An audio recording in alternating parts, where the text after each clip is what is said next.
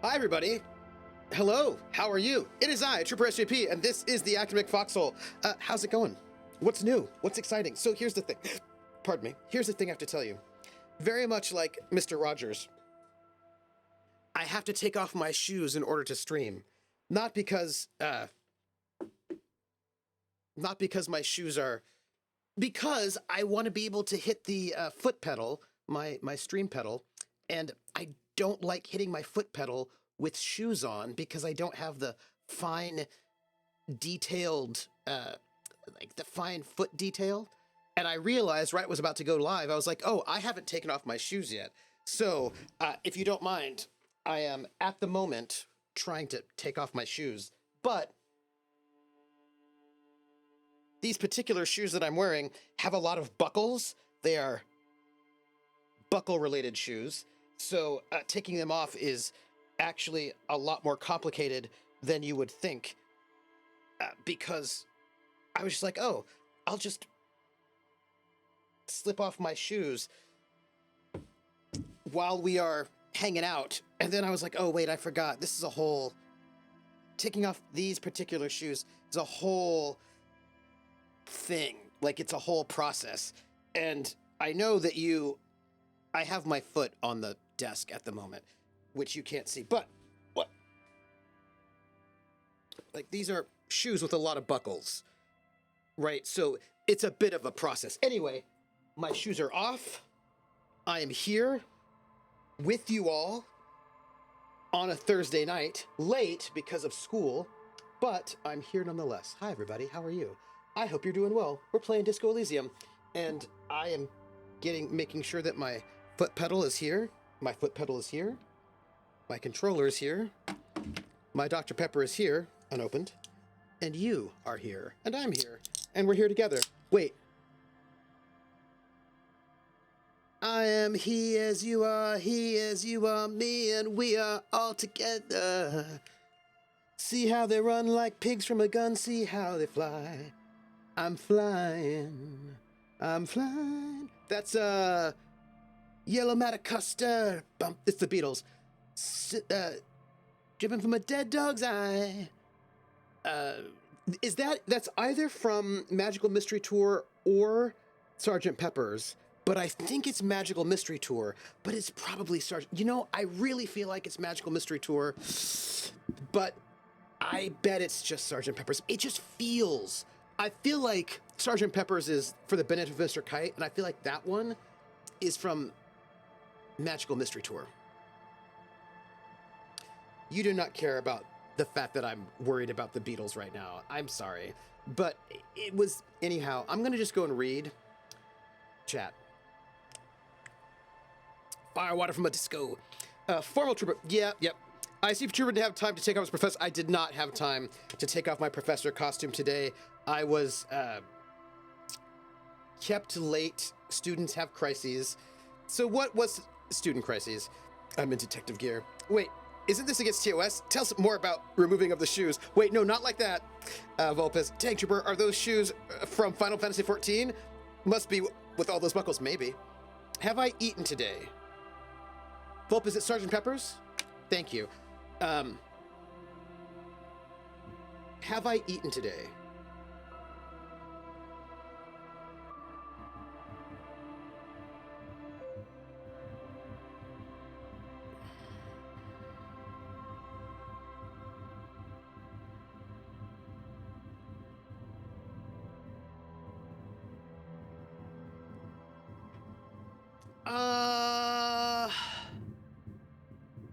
Yes.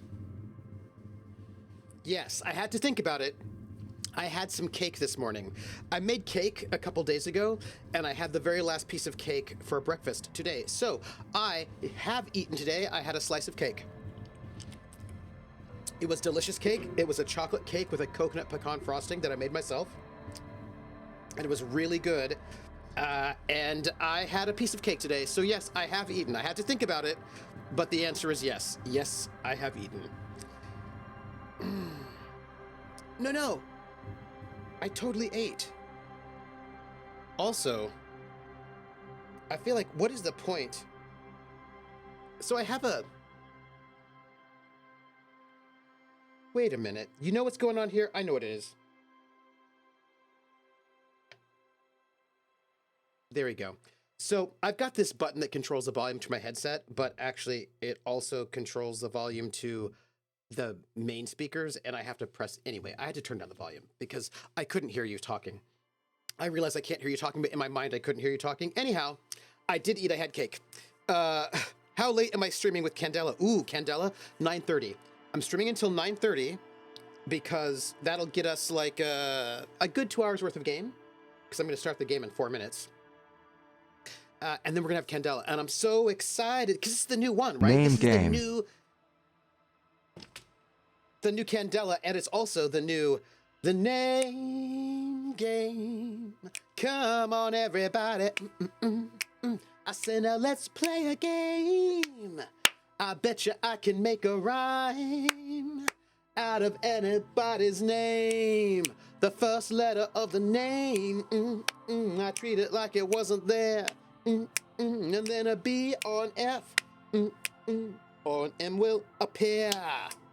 Then I say, add a burp, Bo add a B, then I say the name, then banana, fanner, and foe.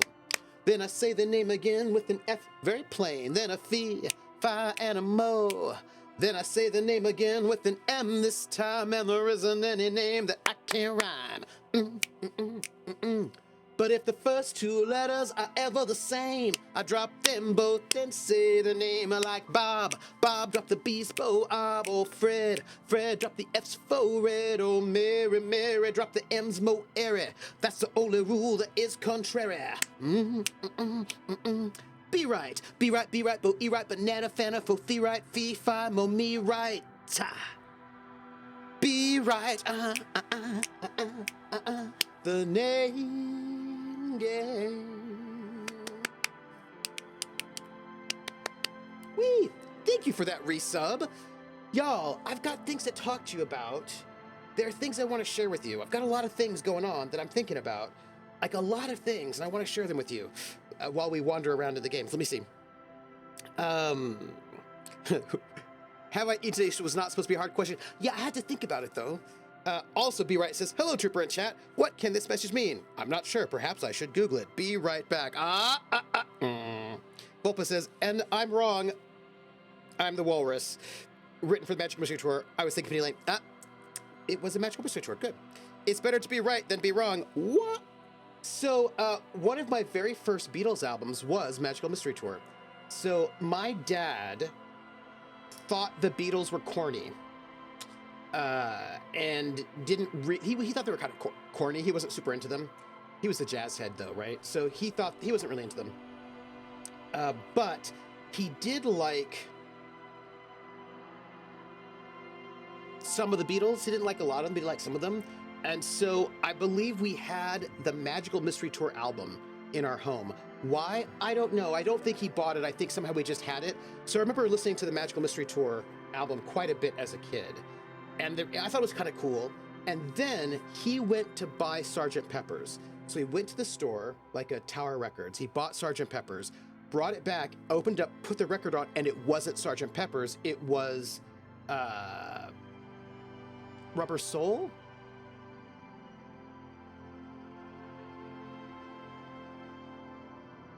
Hold on. Let me check. I can tell you which album it was.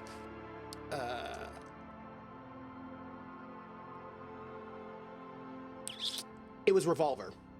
So the Revolver album was inside the Sgt. Pepper's Lonely Hearts Club Band sleeve.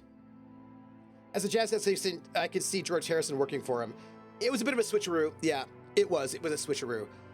And so it was Revolver, and we listened to it a couple of times. And of course, if you don't know Revolver, Revolver has on it, give me, why are you doing it this way? So it had, side one was Taxman, Eleanor Rigby, I'm Only Sleeping, Love You Too, Here, There, and Everywhere, Yellow Submarine, She Said. Side two had Good Day Sunshine, And Your Bird Can Sing, For No One, Dr. Robert, I Want to Tell You, Got to Get You Into My Life, Tomorrow Never Knows. And the thing is, he returned the album because he wanted Sgt. Pepper's. So we listened to Revolver a couple times, and then he returned it and he brought back Sgt. Pepper's. But I have to tell you, all the Beatles albums are the same, right? But here's the thing, I loved For No One. Like, I was pretty young at the time. This was when we were still living in San Francisco, so I was still pretty young. For No One was just hit me in the feels real hard. It's still, to this day, my favorite Beatles song. Yeah, For No One, it's my favorite Beatles song.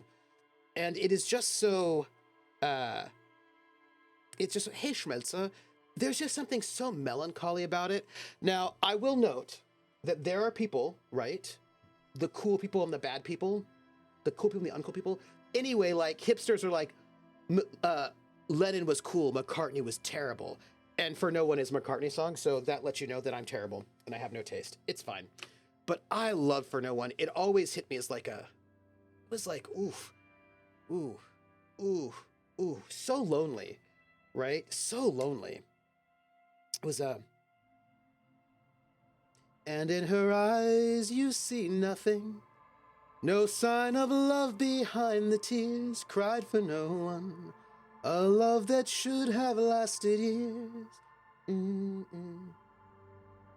Your mind aches, your heart breaks, You say that she said that all along there was someone, she knew someone, but she doesn't need him. You want her, you need her, but still and yet you don't believe her when she says her love is dead. You think she needs you, but in her eyes you see nothing. No sign. And oh man, oh, and look, I was like 10, or I was a very little goth child. But this idea of like you loving somebody so and like, please note, I had no romantic feelings for anybody until I hit 18, right? So I'm a 10 or 11-year-old, and these are not feelings that I have had, right? But this idea that you love someone so much, but you're lying to yourself about it, and like you just can't believe that this person that you love so much just has no feelings for you, even though you're clearly still in a relationship and there's just nothing behind the eyes. Little 11, 12-year-old me, 13-year-old me found this very, very moving and meaningful. And there's just like, I loved it even more than Eleanor Rigby, which everybody like loves Eleanor Rigby because string quartet. But for no one, man, that one was like, and it's still to this day, I still think that song is just so, that song will get me. That one I just think is, there's just things so, there are a couple of songs of the Beatles that I think are really, they hit me. That's one of them. Stacey agrees with me. Nice. Everyone is awesome and everyone is terrible. We each get to multitudes. Thank you, Crone. I think that's true. When the Police sang the song "So Lonely," many of us in the UK heard an homage to the BBC journalist Sue Lawley. Once you can't shake it. Oh yeah. Now I will say I actually quite like Paul McCartney. People say they don't like Paul McCartney because they think he's too sweet. And they think that like basically Lennon is hard and McCartney is sweet, so therefore he's not interesting. But some of the most lonely songs come from Paul McCartney. Like "She's Leaving Home," I think is a Paul McCartney one. That one's a good one too, which I also really liked. Anyhow, so we never got a replacement for Revolver. One of these days, I suppose I will. But we ended up getting then Sgt. Pepper's, and then we got the White Album, which I loved, because the White Album had some of the weird experimental stuff on there, which, number 9, that one's great. Not Revolution 9, but the other one, like 9, when it's weird sound collage art, which I think that's Lennon with his influence from Yoko Ono, who's doing amazing Fluxus stuff. That one was just like weird, and I loved it. Yes. Krellin says, I obviously like McCartney because Band on the Run, lives rent-free in my soul and takes jogs from my head on the regular. Krellin, that entire album is really good. The Band on the Run album by the Wings is really good. That one has got Helen Wheels on it, which is a good one. That's just a good album. That's just a good album. That's a good one. I like that one. Yeah, so it's just I don't like the way people talk about the Beatles. Do you know what I mean? That's it. I think the Beatles are fine. Their songs of theirs I think are really, really good. I just don't like how people talk about the Beatles. That's it. Like yeah. If we could have the Beatles without all the weirdness, then I'd be happy. Stacey saying a line or two from Sid Love Songs. Yeah, that's a good one too. If we ever get Also, who did Sexy Sadie? Who did that one? Let me see. I'm gonna go look up the White Album because that one. All right, Magical Mystery Tour had on it. Let's see. What are your songs? Magical Mystery Tour. We gotta check it out because that was my first Beatles album. Magical Mystery Tour. Roll up for the Magical Mystery Tour. Yeah, that's a good one. Your Mother Should Know. Great. I'm the Walrus. Great. Fool in the Hill. Excellent. Flying. Good. Blue Jay Way. Yep. Was that it? Come on. There's more songs than that. Really? That's weird. All right. Well, apparently. Wait, no. Then they added songs because EPs were not popular. So they added Hello Goodbye, I'm the Walrus, Penny Lane, Baby You're a Rich Man, All You Need Is Love. See, thank you. Not YouTube. Magical Mystery Tour, Your Mother Should... LP. Magical Mystery Tour, Fool in the Hill, Flying, Blue Jay Way, Your Mother Should Know, I'm the Walrus, Hello Goodbye, Strawberry Fields Forever, Penny Lane, Baby You're a Rich Man, and All You Need Is Love. That was a good album. That's a good album. That goes for us. People give way too much power to celebrity. But it's not even just, like, the power of celebrity. For me, it's not even about the power of celebrity. It's about the idea that what I really just don't like is that people are like, oh, the Beatles, they're genius. And they're better than any other band that ever existed. Because they're not like actual pop music. They're more like oh man. So there was this time when I was um, accepted to a conference. It was a pop music conference, and sorry, there's like a IASPM is the International Association for the Study of Popular Music, and it's a academic society that studies popular music. And there was a conference, and I, myself, and three other people put together a panel, and it was about like gender and music, popular music. Put together a panel. We got accepted. They accepted our panel. We're like, great. We go to the conference. We all write our papers. We go to the conference, and the day the conference starts, the organizer's like, "Oh my gosh, you're the panel with the four papers." I'm like, "Yeah, yeah, yeah." I'm like, "Sorry, we should not have accepted you because you had four papers, and you only have a time slot for three papers, so one of your papers has to be dropped." And I was like, "Oh, well, okay, I'll just drop my paper because basically all the other people on the panel were sort of younger grad students than me, and I felt like they needed the paper more than I did. So I said, "Oh, I'll just drop my paper. That's fine." And then they're like, wait. No, we didn't mean that you should drop your paper." And I was like, "Well, you just said that we should drop one, so I'll volunteer. I'll take the hit. I'll go." And they're like, No. We'll find another space for you." And I was like, "Oh, all right." So they went and tried to find a place for me to put my paper in, for them to put my paper in. And there was one panel that had somebody drop, so they put me on that panel. So there were three of us. And that panel was the Masterworks of Popular Music panel. And I was the last person to go on that panel. And the first person came up, and the whole paper was about how Eleanor Rigby is really good popular music because it's like Beethoven. The entire paper was about how the Beatles were actually good because, unlike other popular music, this was like classical music. And the whole thing was about how the Beatles were good, unlike everybody else, because they were like classical music. And I was like, why am I on this panel? And then the second person goes up, and their whole paper was about Pet Sounds by the Beach Boys, and how Pet Sounds by the Beach Boys is actually good popular music, not like other popular music, because really, Pet Sounds was like a sonata like Beethoven. And was explaining how really Pet Sounds was really a sonata like a Beethoven symphony, and that's why it's good. And I was like, what is happening? Why am I here with these old boomer dudes? Why is this my life? And my paper was not about that. My paper was about cross-dressers and male and female impersonators in the 1890s and their voice. And I was like, this is not the paper that I want to be on, this panel. It was the worst. And it's not the Beatles' fault that people are like that about them, but that's what I don't like about the Beatles, that people treat them like they're the only good popular music because they're not like popular music. And I was like, first off, they are like popular music. They're very much like popular music. They are 100% popular music. You know what I mean? Like, I mean, oh man, didn't like it. I was unhappy to be there. Those are not my people. Not my people. Yeah. Discogs is so great. B-Right says, with the current abbreviation for an amazing RPG video game, when I think of money for nothing, ooh, yeah.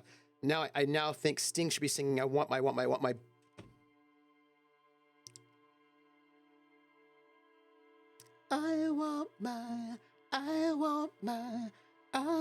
my BG3. Yeah, very good. I like it. What? Blink? Yeah, Volpez, I'm just saying. Riss says, the game music is a smidge loud. Oh, easy peasy, easily done. Could fix that. Whoop. There we go. I like music, and I don't have reasons to like it, I just like it. We are audio super tasters. And like, here's the thing.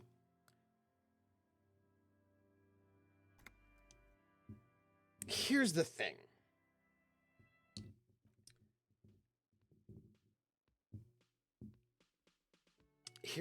So by the way, I just had this conversation with this guy. It was terrible. I'm gonna put both my headphones on. We're gonna do just like since it's Wednesday, we're gonna just chat with all the peoples. There you are again. Nothing new there. I would like to talk to all. Oh, hey, there's the chef. We're gonna investigate this goulash situation. And talk to all these people. There are a lot of people here to talk to, but while we're here, y'all, I've got so many things to talk to you about. So interesting. Man ponders his cooking utensils and gives you a little nod, acknowledging your presence. Do you know what's behind that door? He looks up at you, then looks away quickly, shrugging and muttering something to himself. Shrugging is an international sign for, no, I don't know what's behind that door. Leo said you're friends with Manana. Is that true? Mention of manana gets his attention. He smiles and delivers a whole slew of unfamiliar words and lively gestures. Then he falls silent again. Okay, we're gonna get somewhere now. Okay, now, so what is in that borscht you're making there? The man says a couple of sentences in that strange language of his and then seems to wait for you to speak. I'm pretty sure he asked you a question. Right. He doesn't know your language. You can just say something cool in return.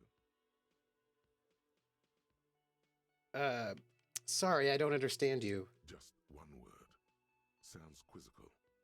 Then he awaits your answer with his brow arched. Yes. Barzich need. He looks at the soup, then at you. More vodka? And he picks up a bottle from the shelf. Okay, so it's vodka that keeps the men happy and in good spirits. Clever move by the Union. Vodka borscht! I love it, Bratan! Turn it the fuck up and then ask for some yourself. Hey, horrific necktie. Chill. I've got my friend Kim Kusaragi here. I don't need to hear him hear you yelling at me. It up seems like a dangerous idea, honestly. The place is a powder keg.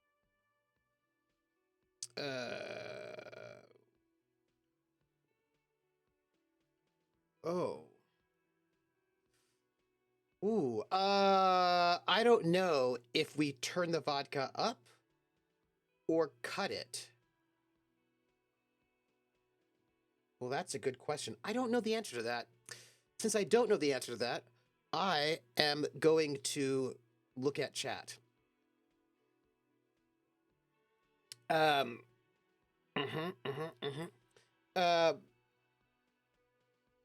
We have spent today in my Shane McGowan deep dive.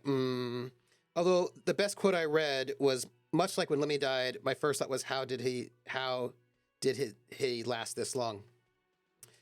I haven't talked to the next one. Why we haven't. Does Trooper have the stomach?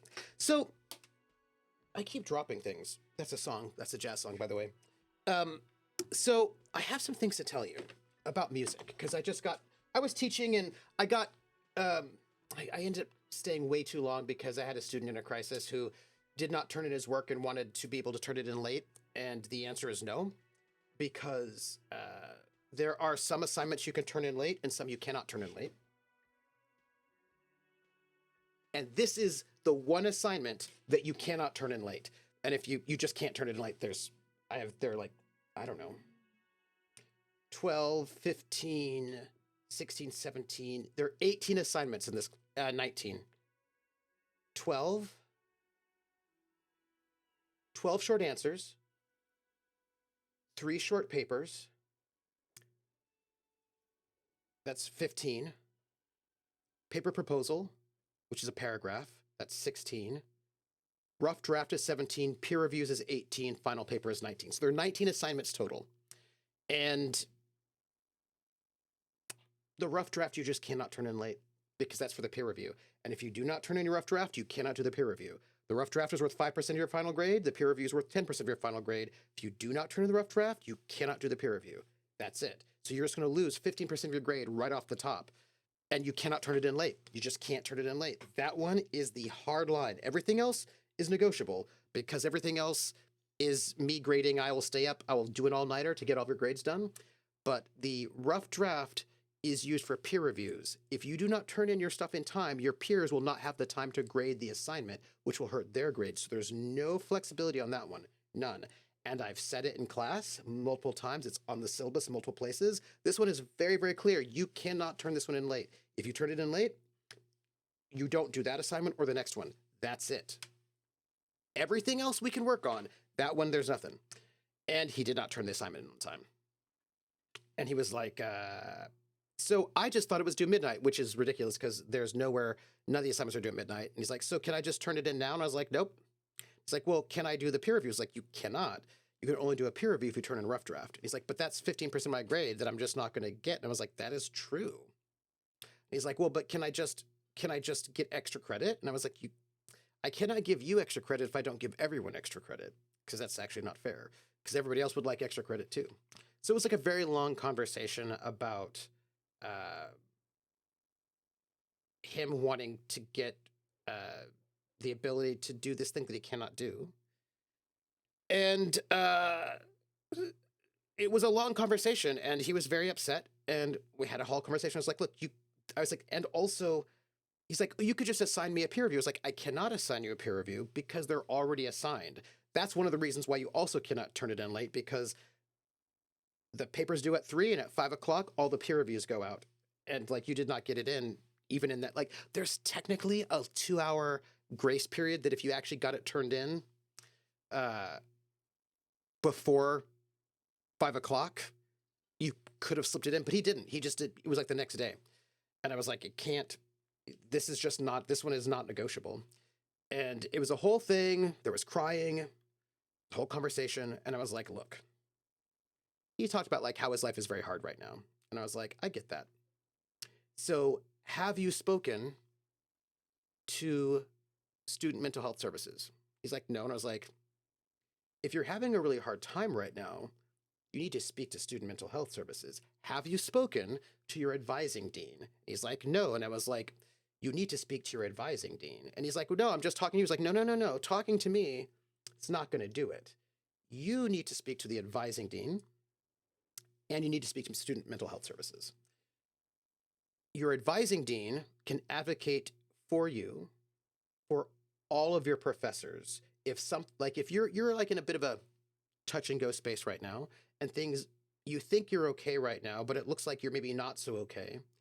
And if over this coming weekend, because finals are coming up pretty soon, if you find that things escalate and you're really not in a good space, your advising dean can talk to all of your professors. You need to go and talk to them right now, email them, get a meeting with them and talk to them about what's going on in your life and what's happening, so that if this becomes a problem that you cannot do work in multiple classes, you just have to talk to your alpha dean and they can tell everybody else, and it'll be much easier for you if you sort of get into a crisis point. Also, if you are not in a good space, you have 10 free sessions with the mental health center to talk about the things that are happening, and you need to go and talk to them. And he's like, no, I don't need to go and do any of that. I just need to be able to turn my assignment in. I was like, no. What I'm telling you right now, that I need you to go and take care of that, like go to the resources that you have paid for and that will help you for your entire semester with all of your classes. If you do that, you go to your advising dean and let them know what's going on so they can advocate for you. And if you go to make an appointment with mental health services so you can talk to me about the stuff that's going on right now, which is a lot, you do both of those things, then you can come back to me and we can talk. But I'm not going to just let you turn in stuff late when you clearly don't have time right now because you're in crisis. I'm not going to have you try to go and do a whole bunch of stuff that is already past time. That's just not going to happen. But things can be done to help you out in this situation. But I need you to make sure that you're actually getting the resources and getting access to the resources you need first. So we had a whole conversation about getting him access to resources because, yeah. And the thing is, in the end, I have policies that I have for a reason, and some of my policies are flexible and some of them are not flexible. And one of my core policies is I am not going to give you any excuses. Like, you don't get any kind of accommodations unless you go and you check out the student services. And the reason why I do this is because I found back in the day, people would come to me, they would tell me their sob story, and I'd be like, oh, okay. And then I'd give them an excuse. I'd excuse them. And that did not help them with their other professors, because usually what happens is people come and talk to me about their problems because they feel like they can talk to me about their problems. And then I will say, okay, but they don't feel comfortable talking to their other professors about their problems. And then they fail those other classes because they don't feel comfortable talking to those other people. And so me saying, oh, okay, sure, it's fine, does not actually help them overall. So what I do now is I say, we cannot have any kind of discussion about any kind of accommodations until you, A, talk to your advising dean, go to student accommodation services, go to mental health services, go to, like, I basically say you need to go and actually get the, like, if you, like, I have students who are like, yeah, I might have ADHD. Can you give me an accommodation? I was like, you have to go to the accommodations office. Because me just saying, sure, you can have accommodations, it just gives them accommodations in one class. But if I say, go to the accommodations office, they go to the accommodations office says, you need these accommodations, and then the accommodation office tells all of their classes. And the same thing with the advising dean. The advising dean can then go and tell all of their classes. And I found that ever since I started being a little bit of a, pardon my language, a bit of a hard ass on this one, students who would not normally actually get help then actually get help. And usually later they have thanked me for it, because it turns out that they actually needed help in more than just one class. They needed help in a class beyond mine. And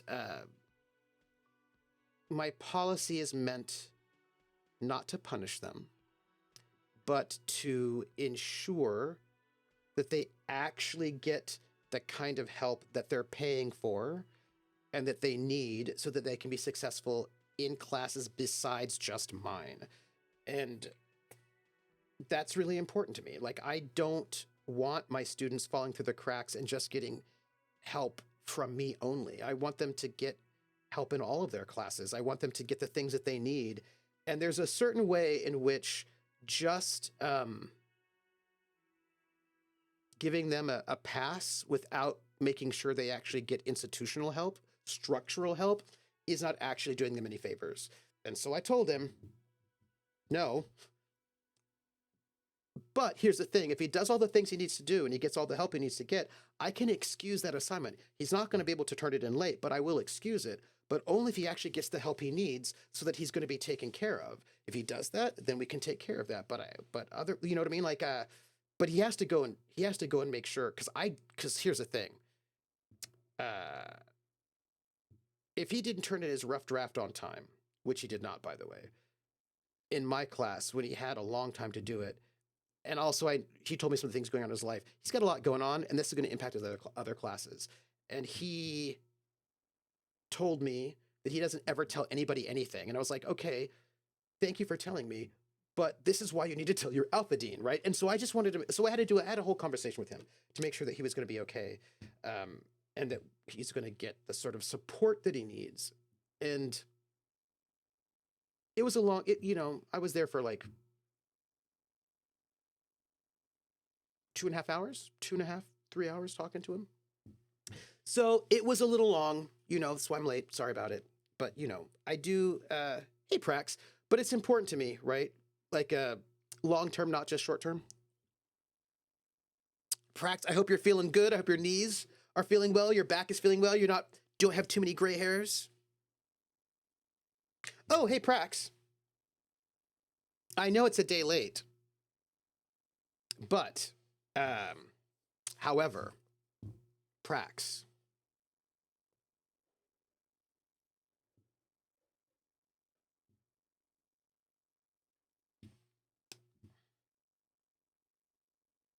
happy birthday to you. Hey, happy birthday to you. Yeah. Happy birthday, dear Prax. Don't go changing. You're beautiful. I mean that. I'm here all week.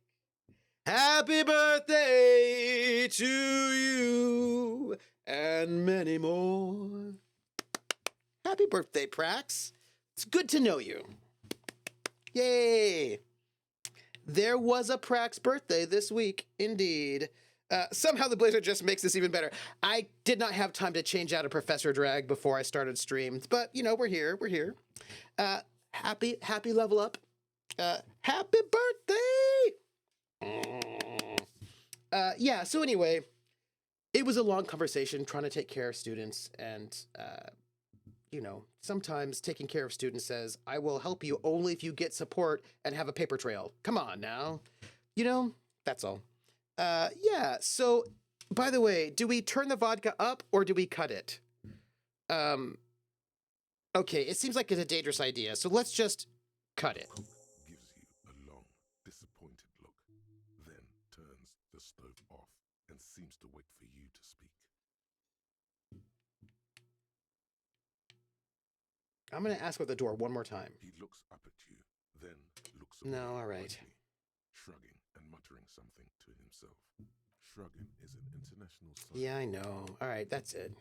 So I just, I got the alcohol to stop happening, which I feel like is going to be good somehow. I don't know. Maybe it won't be, but, you know, we got choices there. We could use a lot more stuff going on right now than what we have. I hope we will learn stuff soon. That would be nice. What do we have here? We've got a bunch of time-sensitive tasks. We should probably go and talk to call Alice back about the serial number for the armor. We do need to find those armored gloves. We do need to find out who that lady driver is, but that's really tricky. I've talked to all three of those drivers, and I have not had a lot of success about our Lori, so I should ponder this. Badge is no good. We've got to find the person who... Yeah, I'm going to keep thinking about that. Joyce has info about the lynching, but she won't talk to us until we find out who's doing the drugs. The tattoos, we keep asking around about. We should... Oh, we've got to deal with that body again. I think there's some other stuff we can think about. We should research... Okay, and we've got to ask Joyce questions. Boots. Okay. That's what we got to do there. We've got to find Morel. We've got to find about this music. We've got to fix this water clock. We've got to interrogate the vigilantes. I thought we did talk to them, but maybe ask Renee about it. Okay. Open apartment door for Everard. We did do that, so we just have to go back to him. We've got to go and make this wall. Okay, so we've kind of got stuff happening. Okay, we're gonna chat with some people. Hi, Gendarme. Another one. Oh, hey! It's my friend. Nice. Is that like us saying we support you, but you have to eat and sleep and take care of yourself? Yes, it is. That's exactly right. That is correct. I'm gonna say hello, and I'm gonna adjust my tie. Hello, hello. So what brings you here? Oh, composure? What is it about the way he carries himself? It's the sports. He's a sports guy, all about that physical prowess and athletic skill. Nothing else here. I met your Sunday friend? You did. I did. And how did you like him? I failed that role. So sad. I didn't like as much as I like you. Oh, shoot. Why not? Well, ooh, none, ooh. So, I don't want to talk about other people. I want to talk about you. Very forward. Why was he staying at your place in the middle of the night? Obvious. What are you two? Forward. Who is he? Safest. Visitor from the first world. He's not like you and me, Gendarme. He can He always smiles. And his smile seems melancholic. Well, return where? his opportunities in Occident. Sir Hmm. Still, his coming and going brings some life to the village. He breathes in and keeps his lungs filled for a moment before letting it out. Or is it just money? I don't know.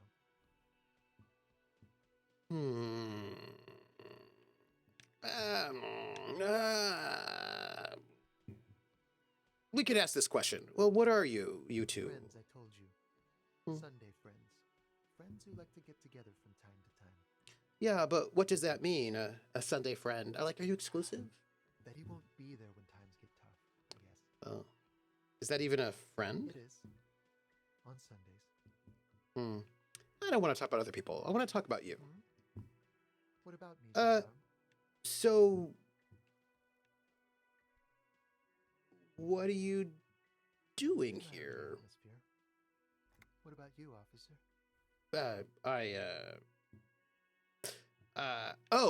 I am going to, this is where I'm going to go down in history. I'm going to sing karaoke. Really? Yep. Well, I look forward to that. Okay. Tell me again about the muscular type who came to investigate the crime. Yes, let's see. He knocked on my door a few days after the lynching. I think he was going through the entire building, asking questions. What did he look like? Muscular, handsome, strong, like one of those military types. Was he alone? Yes, but he was speaking to someone on his earpiece. His You know earpiece. those tiny speaker microphones that fancy security guards sometimes wear. Interesting. What was he Just wearing? reporting back whatever I was telling him. What did you tell him? Nothing. That I didn't see anything. And he Why believed you? shouldn't he? Did you tell him about your friend? What friend? Your Sunday friend, the No. witness. I don't think it came up. Good. Besides muscular, did he have any other identifying traits? Let me think. He had an accent. He sounded like one of those mercenaries. He sounded vaguely Oranese. No, not vaguely, scratch that. He sounded definitely Oranese. Thanks for the information. Sure. Anything else on your mind?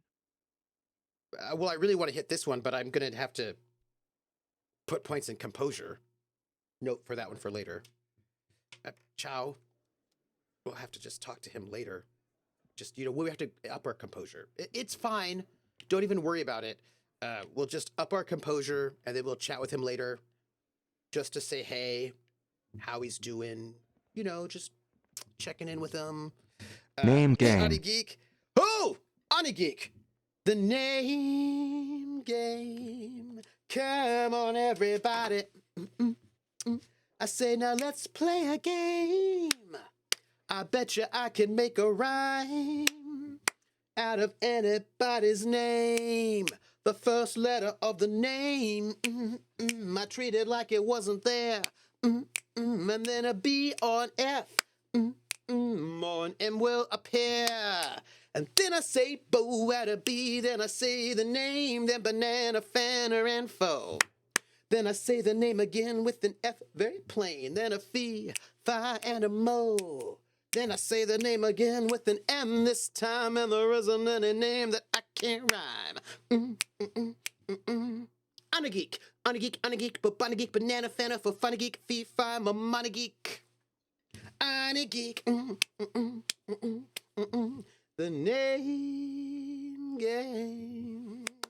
Thank you for that resub. It's been almost 2 years already. Let's go. Yeah, isn't that wild?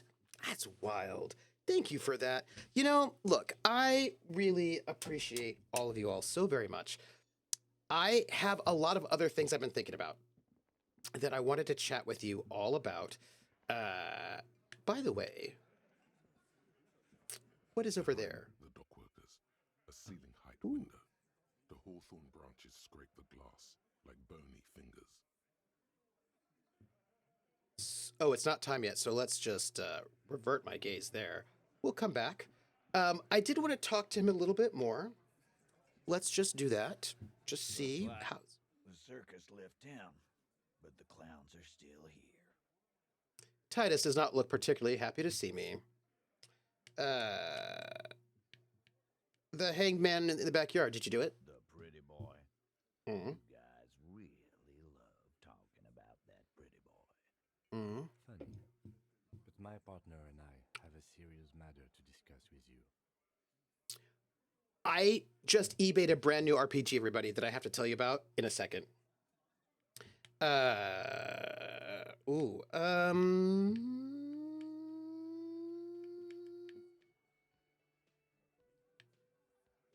Why is there a container belt around the dead man's neck? Container belt, like we use in the harbor. Yes. Why? Because we took it from the harbor where we work. Then we went out back and used it to hang him. We did this together, all of us, until he was dead. That's why there's a container belt around his neck.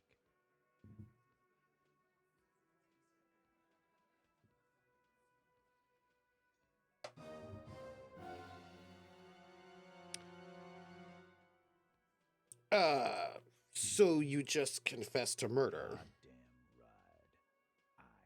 No. These 7 honest men have equally come forth. They told you what happened so that you don't waste any more of your time. All 7 together. They're diluting responsibility. It's an anti-arrest tactic. Well, okay.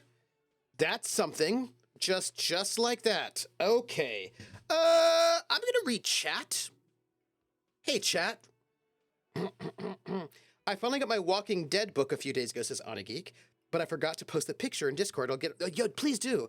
I got something. Okay, give me a second. Will you give me like 2 seconds? I want to show you something that I got, just so you can see it. Hold on.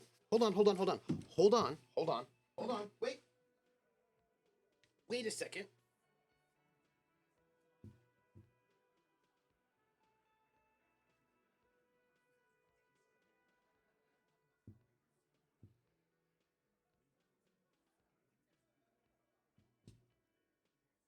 Okay, I'm back, but I don't have my headphones on. Give me a second.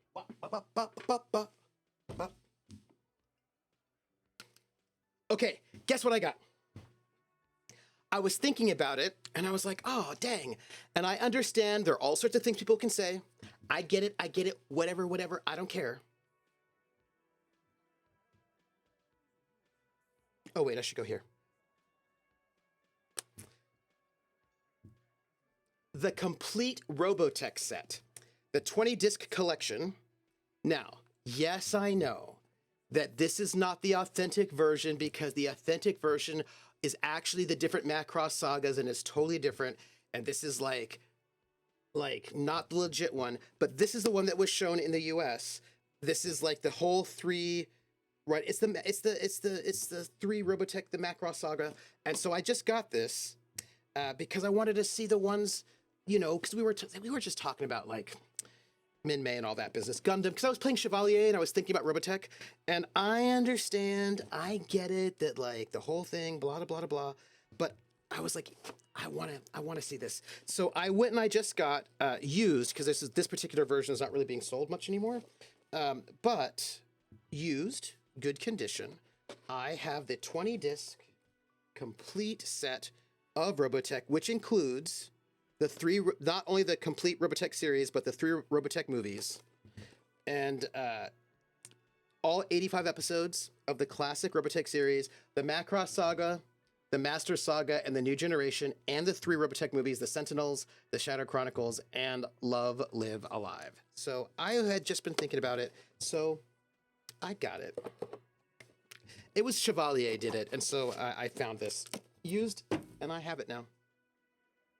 Yes, see, right? Oops, sorry, wrong one. Whoop, look at that. Sam talked a little about Chevalier today. Oh, really? Oh, nice. What did they say? Tell me more.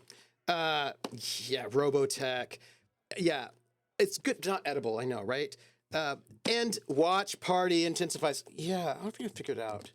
What's it called? How much did it cost? Robotech what? So this is Robotech the complete. So here's the thing. This is Robotech the complete set, but there's more than one complete set. That was the trick. There is a complete set that doesn't have the extra movies, that just has the episodes. And this is from A&E, and it has it has all the movies and the episodes. And where did I put those? I'm looking for something.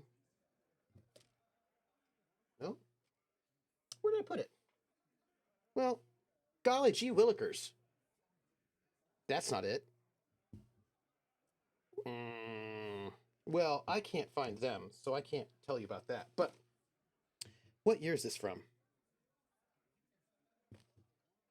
Because this is the thing. There are a couple of different ones, and you want the one that is the right year. I think this is the 2013 version. I think this is the 2013 one. And there are newer sub-series movies. There are, yes. Black Cats. Oh, nice. I think Sam is setting up a booth at a con this weekend. Oh, cool.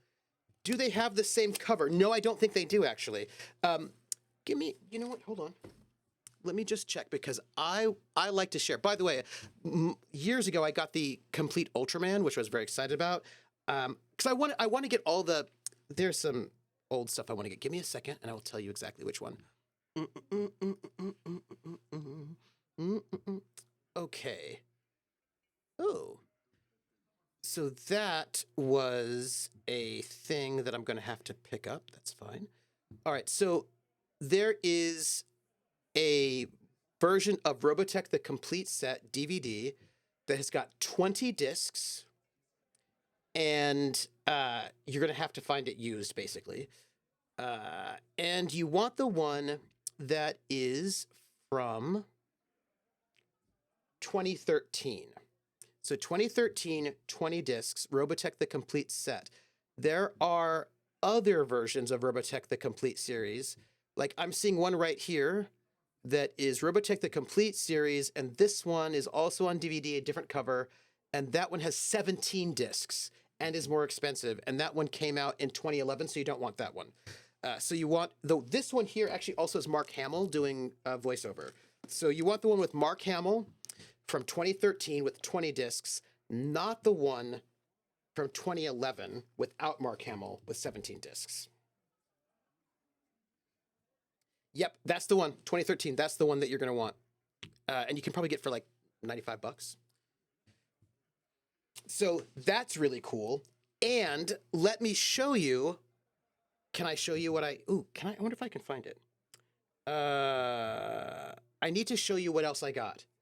I just eBayed something. It has not arrived yet. It has not arrived.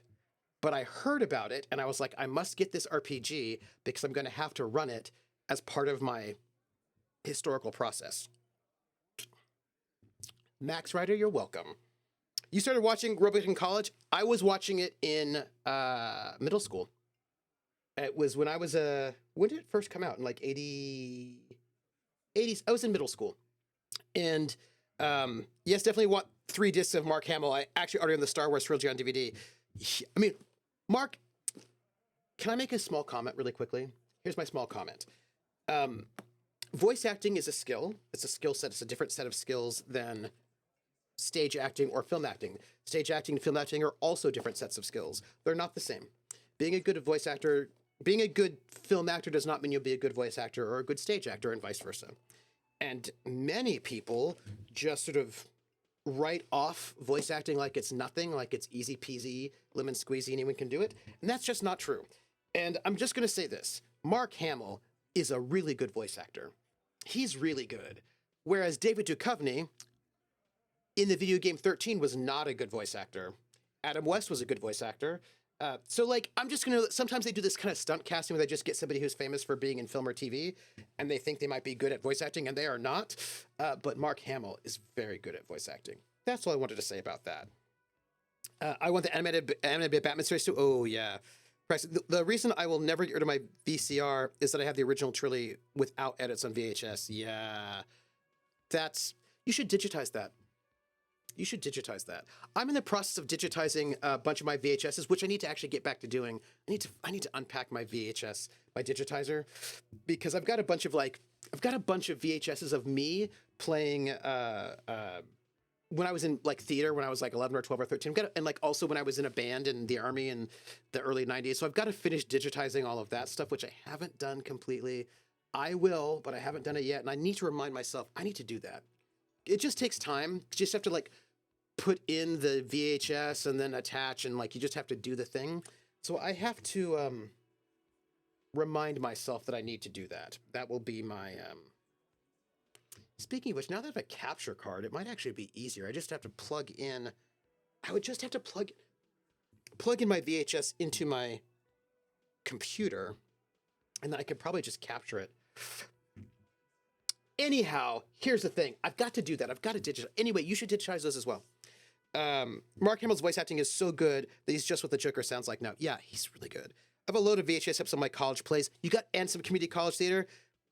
You have one of the digital. Yeah, it's just that it takes time to do it in real time, right? You should be like, oh yeah, I'm gonna go and sit there and like start this up and digitize it. You just have to remember to do it.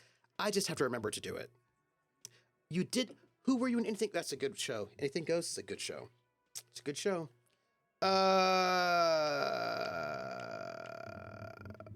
I'm gonna ask. When did this hanging incident occur? I'm just gonna ask that because we're gonna start. Yeah. You don't have to answer any of his questions. The fixer turns to remind Titus. Relax. We killed him last Sunday night. Seemed like a good way to end the week. How long had you known the victim? Known him? We don't associate with scum like that, asshole. Yeah. Who do you think we are? Quiet. He came around about 3 weeks ago when that Pines cow first sailed into town. Happy? By the Pines cow, you mean Joyce Messier? The representative People. for White Pines? The same company you're striking against? Oh, I didn't finish telling you the finished thought, right? My first lead, you're Billy Crocker. Nice. Scared to death. I usually had small parts. The guy playing Moonface was amazing. Hey, you know what though? Good on you. Maybe one day you can share with us. Volpus says people need to accept his choice to retire doing the Joker voice. Hey, it might be rough on him. So I just heard about an RPG, and I found it on eBay, and I ordered it, and it will be coming to me. And you know how I'm doing this thing where like I'm kind of working on like the first generation of RPGs, just doing things that were important or interesting from like 74 to 84. And then I'm going to do the next generation of RPGs, which will be like 84 to 94.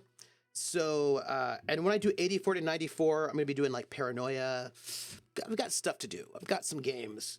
Vampire, of course. It'll be like a lot of cool games you can do 84 to 94. But this game is from 1986.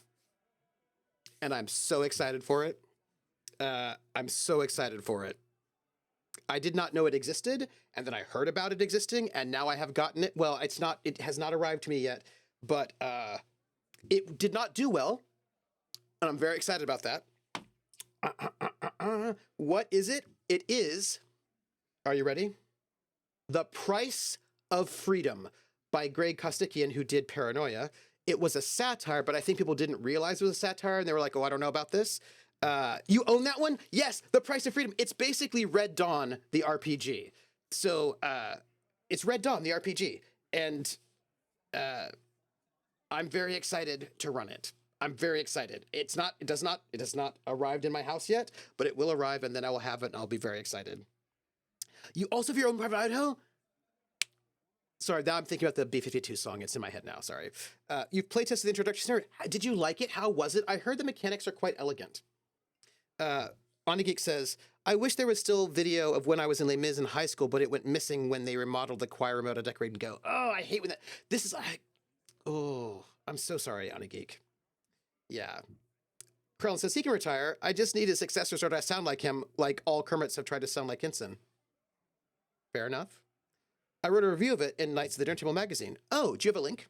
Is it digitized? Is it online? Can I read it? I'm not a fan of state all your actions before anything happens. Sometimes forget what is going on.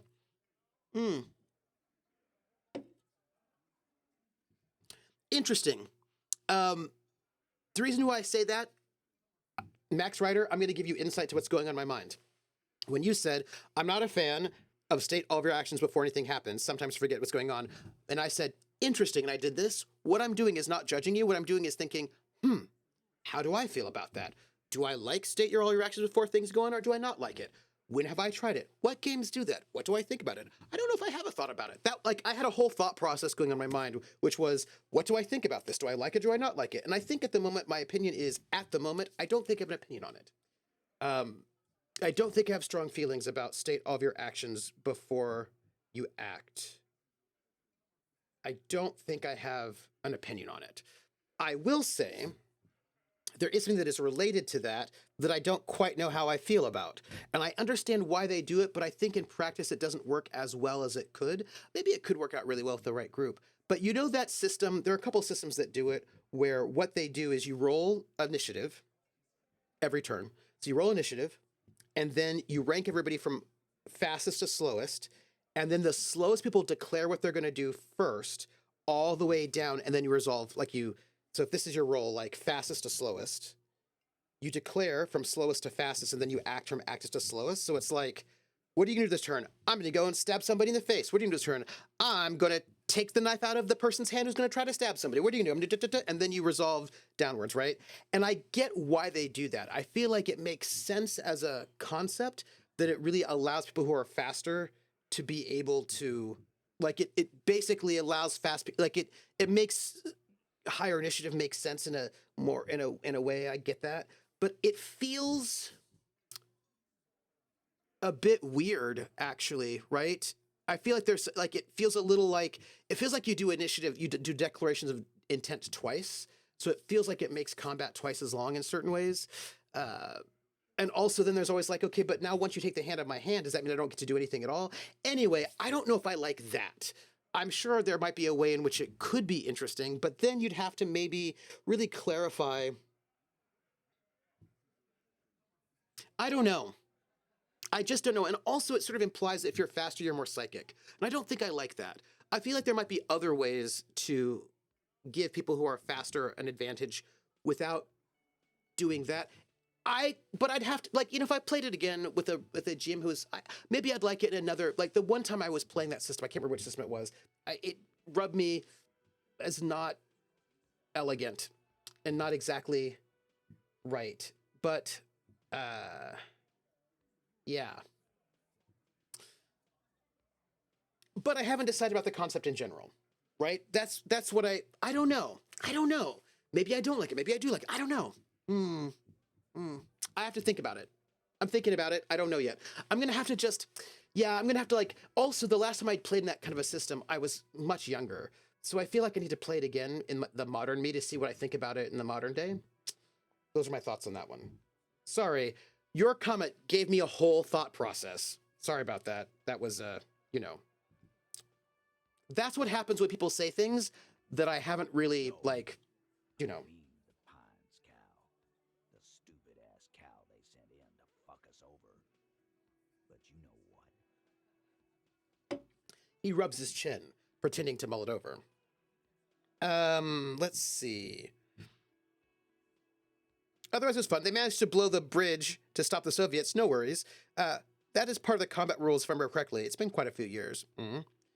Max says, it was in Knights of the Dinner Table magazine 266, August 2019. Unsure if it's on digital. The things that I've written for Pyramid Magazine are not digital. I can send you a copy of my review in Discord for you. I am interested. I would love to read it. I still have a Word document of it. I would love to read it. Have you heard Year of the Phoenix? No. I've heard of it, but I don't know it. I do have Phoenix Dawn Command, but that's different. Should we be able to hear the dialogue? It's very quiet. The dialogue, if it's quiet, I can turn it up. We will turn it up. Why are you apologizing, Trooper? We have tangential conversation tag for a reason. That's true. But I just wanted to explain, because here's the thing. I'm just going to explain what I was thinking. When somebody says a thing that I think is really fascinating and interesting, and I tend to like think about it, I think about it, you know what I mean? When people say things, I tend to think about it and see what I think about it. I try to like give people that sort of thought, but I always worry that people might think that I'm judging them, but I'm not judging them. I'm evaluating what I think about it. Like, you know what I mean? Like I always take that sort of a thing as a challenge to myself to like reevaluate what I think about things to see if I want to change my mind about them or what I think. But I always feel like I'm always worried that people might think I'm judging them, but I'm not judging them at all. At all. I'm just like, oh, so you don't like that. Do I like it? What do I think about it? You know what I mean? Like, so when I say, because I think when some people say interesting, they mean you suck, but I never mean that. If I say interesting, what I mean is that's interesting. And now what do I think about it? Like, I just wanted to clarify that if somebody ever says something in chat, my response is, oh, interesting. Then I mean, it's interesting and I'm thinking about it. I imagine I could probably say interesting in a euphemistic way, but I imagine it would come off differently. I would probably say something like, interesting, right? But that's different. But if you see me like, pondering it. That's what I'm doing. I'm not like judging. I'm just thinking about it and like letting that interesting thought percolate in a like a I've been being inspired by the thought is what's happening. So I just want to clarify because some people, use the word interesting mean you're creepy, but I don't mean that. I just mean actually that it's interesting and now I want to think about it more and have cool thoughts. So I just to clarify because some people use words in different ways than I do. I didn't feel judged. Good, Max. Thank you. I'm so glad. But I always just want to check in just in case because I do know that some people say interesting and they mean wow, and I don't mean that. I mean because actually, look, for me it's a high compliment. If you can get me to go into a little of a thought mess, then I'm really excited about that. That's like very interesting to me. I love that. That's always like one of my joys. Why don't you ask her about the pretty boy? I'm sure she has interesting things to say when you ask her hard enough. Okay, That's Titus. enough insinuation for today, Titus. Officer, your interview is drawing to an end. Don't waste your last questions. Okay. Well, I don't know how many questions I have left. It doesn't look like I have many. The question I want to ask is who called the shots that night? That's what I want to ask. I also feel like they're not going to answer that question. It'll shut down everything, but that is what I want to know. I also want to know why you killed them. So I think I'll go with the why before who called the shots. Why? 'Cause he was worthless mercenary scum. And he stepped out alive in my town. This guy's trying to be intimidating to me right now. He's trying to stress me out. I'm not stressed out. So, he was a mercenary, that's it. And he stepped out of line. He repeats, jaw clamped shut like a What vice. kind of mercenary? The kind that shows up when you start a strike. The experienced kind, too. Had Cohoy and Semenine written all over him. Ex-Oranese Special Forces. Interesting. A live grenade right here in our bar. This one has a special gripe with him coming here. I can't prove it, but I know he was sent by the Wild Pines. They hire merc shit like that. Story of every strike from here to Samara. Well, hold on. How do you even know he was Special Forces? Because one night he walked straight up to the mic and said, I'm RNA's goddamn special forces, and I'm gonna fuck you all. Wow. Okay. Really? Yeah, really.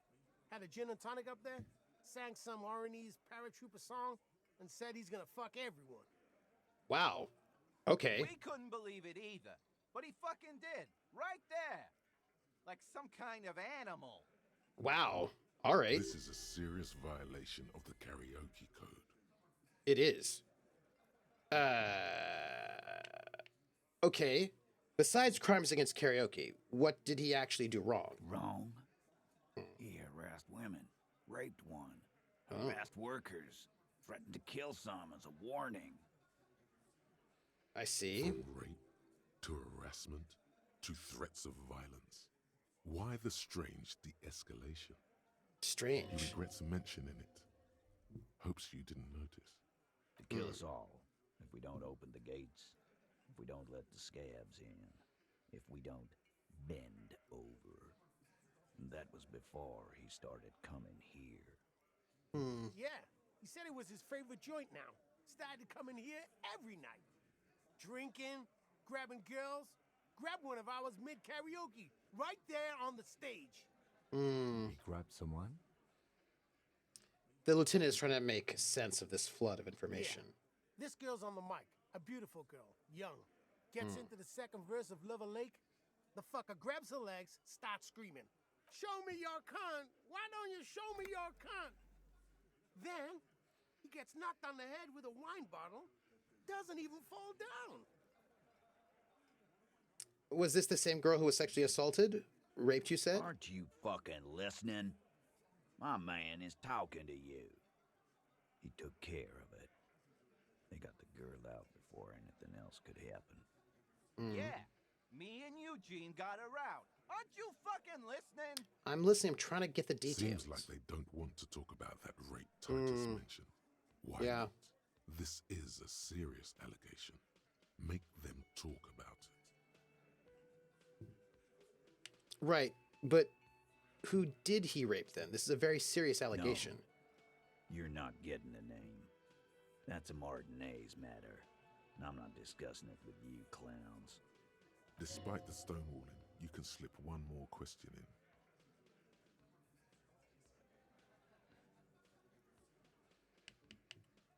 Okay then. Now about the man you killed. What about him?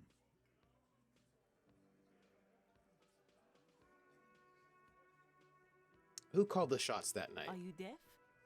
There will be no singling anyone out. You can't arrest a Hardy Boy without arresting all Hardy Boys. Do you think you could do that? Do you think you could arrest them all? A shadow of a smirk passes her lips as she tilts her head. A trick question. Don't let her lead the conversation. No, but seriously, who calls the shots around here? Who do you fucking think does? He sounds more amused than angry.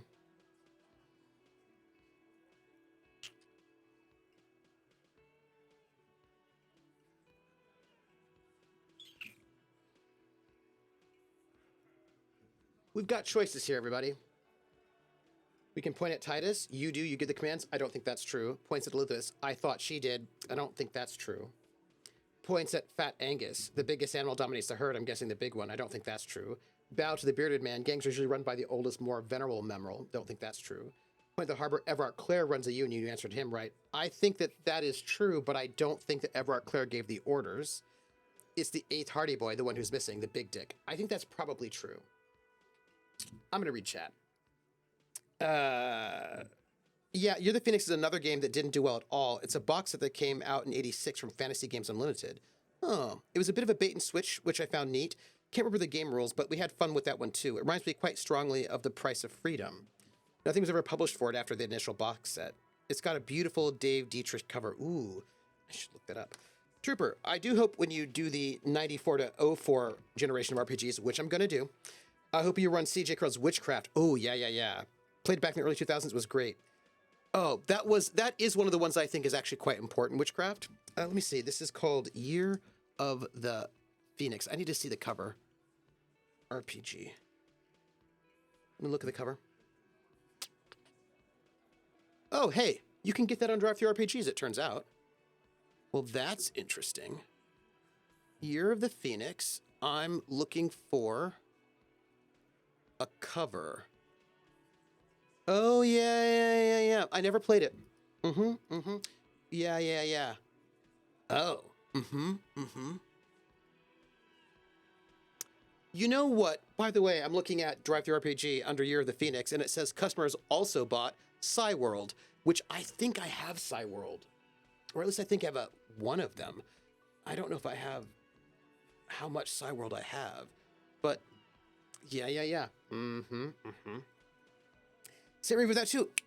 Excellent, thank you. All right, so I feel like we go with it's the 8th Hardy Boy, the one who's missing. But but if I say I thought she did, that might provoke them into saying something, right? There's also Aftermath.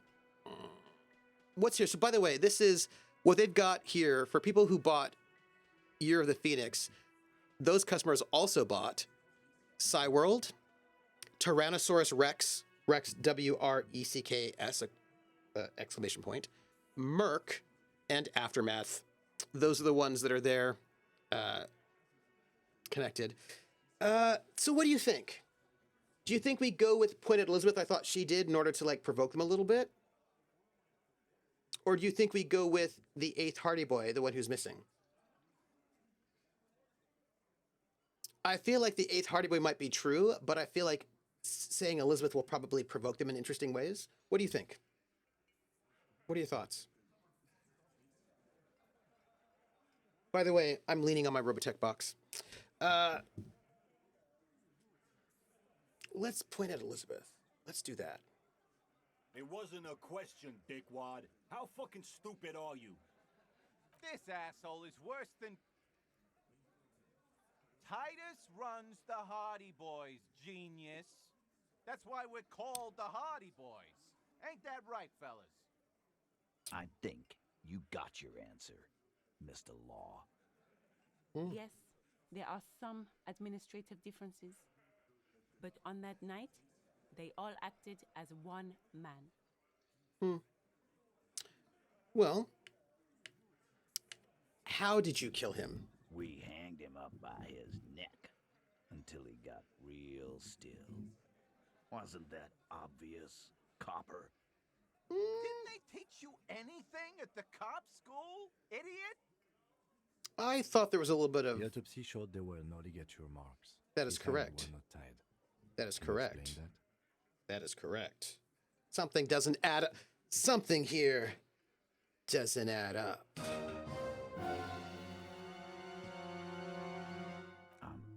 We...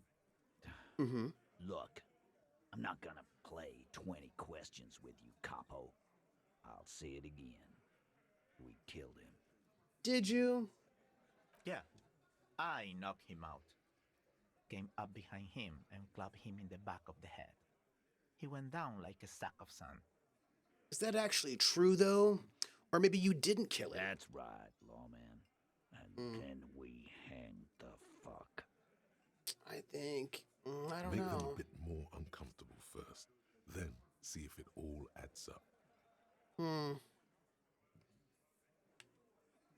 So, Mr. Tats, what did you use to knock the victim out? My fucking elbow, Copper. Samaran boxing style.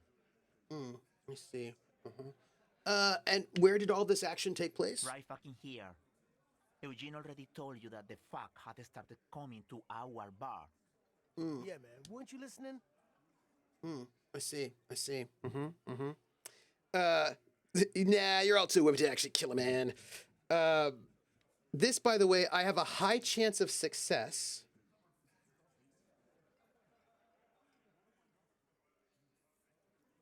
Do I do it? I can't retry this. Yeah, I wouldn't describe using my elbow on somebody who's clubbing them either. I feel like... Yeah, and then the wine bottle didn't phase him. None of this adds up. Doesn't add up. Here's my question. Do I composure now? I'm worried. I can only do this once. Things don't add up. Miss Marple would say.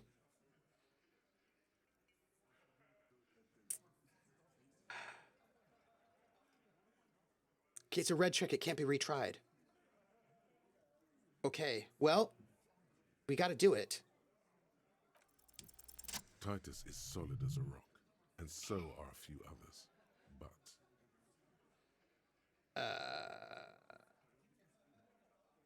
But...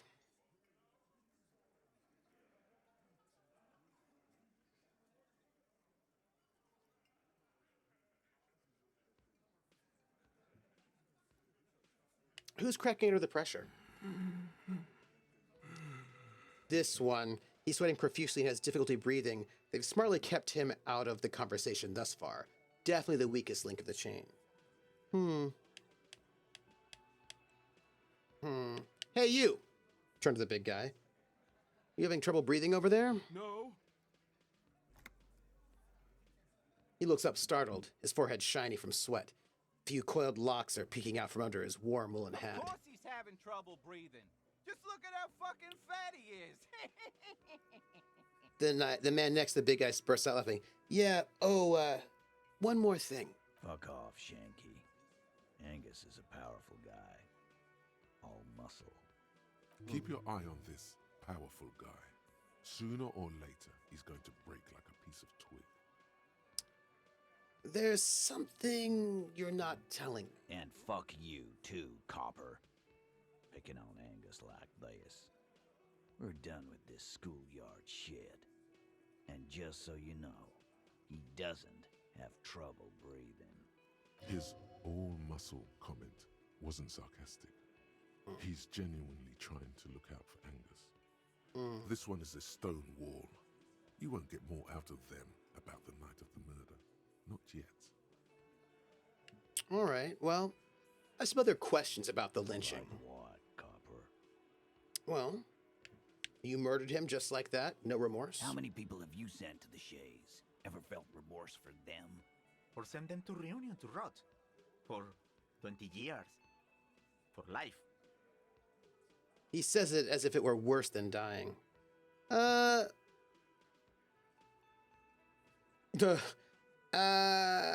gonna say this because I think it'll be amusing in certain ways. Honestly, I drink so much I can't remember anyone I've sent behind bars. I feel like that is a thing to say to them in this moment because I feel like these are all bad criminals, bad people. That's not interesting. Look, I'm just doing my job. I feel like it's not going to be they're not going to be very sympathetic towards that. What we do is different. I don't feel like that's a good, we're going to go with this one. It's not like, I don't think it makes me look the best, but I feel like it's the best strategic answer. Doesn't remember them. He just forgets. Are you hearing this, Titus? Ain't no use keeping a stiff catalog in your head. That's for sure. He wipes his mouth with the back of his hand. So, I'm going to say, what are we going to do now? Nothing. Your investigation here is done. Leave Martinez, go back to your stations where you belong. I think we're going to stick around, thanks. Some things don't add up here, Titus. The lieutenant closes his notebook. I've done this job for long enough to know that people don't just confess to first-degree murder, even if it is a group responsibility. We're going to look into this. Good luck with that. You've heard everything a rent-a-cop is gonna hear from us, real law officials. You're lucky you didn't get a beating. Rent-a-cop. So that's what this is about. He doesn't see you as his equals.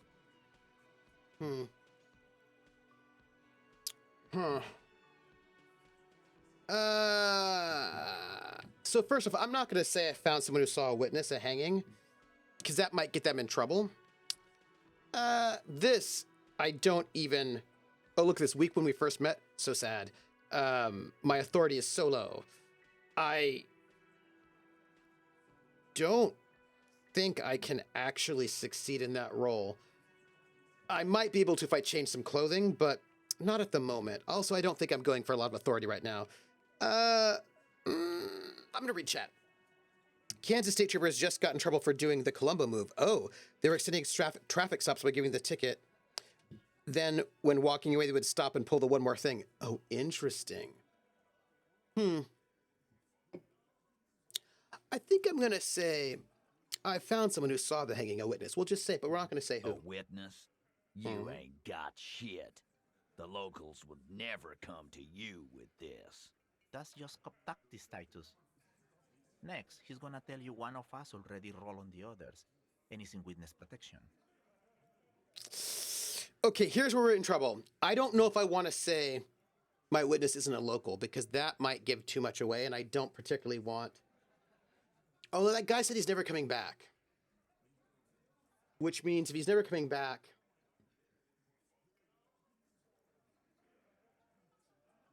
then he's not in danger.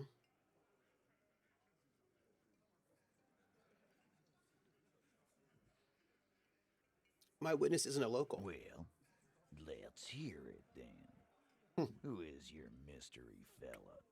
That He's I'm not going to tell you. alarmed by the sudden appearance of a witness, but he is surprised. This goes without saying, but nonetheless, Yes, don't give out his name. absolutely. We're not going to say one. We're not going to say two. We're going to say who he is irrelevant. It's like you said, Al. Copper's coming up with this on the spot. There is no witness. I've seen this shit a million times, Titus. Fly fishing. They are desperate. Tell us, Copper, what wacky claims did he make? I'm going to say witness said the hanging went down very quietly. No shouting, no commotion. It's you assholes that feel the need to go around like a fucking brass band. The Hardy Boys are dead silent. Yeah, it's like they put cowbells on you before they send you to the streets. What's with the cowbells, policeman? That's what my players do. Give too much away. Half the time when they interrogate someone, they tell the one they're interrogating more than they learn themselves. Gotta watch out for that one. I do love a good Uno We Reverso. are avoiding having to answer this question. I'll say, I'd imagine you guys drinking and singing lynching songs or with the funeral We were silence. drinking, weren't we, guys? I hit the bottle hard. I was drunk as fuck. Right, I'm convinced, Glenn. Nothing off here. Just a regular hanging. Yeah. It's bitten them in the ass more than once. Love it. Bullseye. Glenn looks around uncomfortably. The lieutenant hit a nerve. Yeah. The witness said he saw 2 people of Areopagite descent in one mess. Arabagite? Boss, I think he's trying to say me and Theo. Well, yeah. What is confusing you? Eugene, Theo, and Elaine were there too. I already told you. We were all there. The witness said it all looked like a surreal play. That means absolutely nothing to me. Sounds like some made-up horse shit. I mean, it sounds like it was means the fake. whole scene was long and drawn out, like it was from a film. What is this fella's problem? Sorry we didn't make it more action-packed. It wasn't the first thing on our minds, you see? Shanky. It's Shanky, right? I thought there's something wrong about the lynching. This is not a real cigarette. Now I know there was. Ice Bunny, it's a fake cigarette. It's because I'm playing a detective who clearly smokes a whole lot. I don't smoke because I'm a super taster. It doesn't taste good. But it's a fake cigarette. But you get like fake smoke. You don't know shit. I know you are lying, Shanky. And he writes in his notebook. Oh, candy cigarettes? Yeah, you know, I got these from a local prop store. Came like a pack of 5. So it's nice because they've got like this sort of it's like an orange sort of metallic sort of end. So it kind of looks like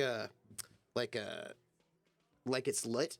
And then it's got some nice talcum powder in there. So when you blow out, it'll blow out so it'll look like smoke. It's pretty nice. I don't know how long they'll last. I've got it was like a pack of 5. It was pretty cheap. I should go back to that prop store. The next time, right, I need to go and get more props for shows. Fake smoke, now I want one of those. It's really nice. Hey, Hawkeye. Hey, how are you? As a Bat Trooper, I know, because no smoker holds his cigarette. Well, actually, it's interesting, Ice Bunny, but tough guys from the 50s would hold their cigarettes like this, because this was considered a manly way to hold your cigarette. This way was considered manly. And this is considered feminine. So, like, this would be a way some people would hold their cigarette. But if you look at a lot of, like, 50s movies, this would be how, like, tough guys would hold their cigarettes. They'd hold it like this. Because this was... Yeah, there's a lot of, like, weird gendered ways people do everything.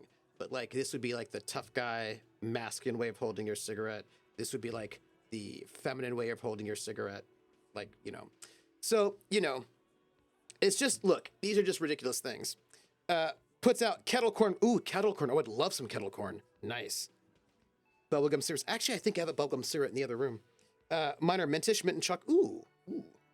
And then they would have burn their fingers under 6 minutes. I'm just telling you, that is like, and then you just basically keep scooting your fingers down, like so you're there.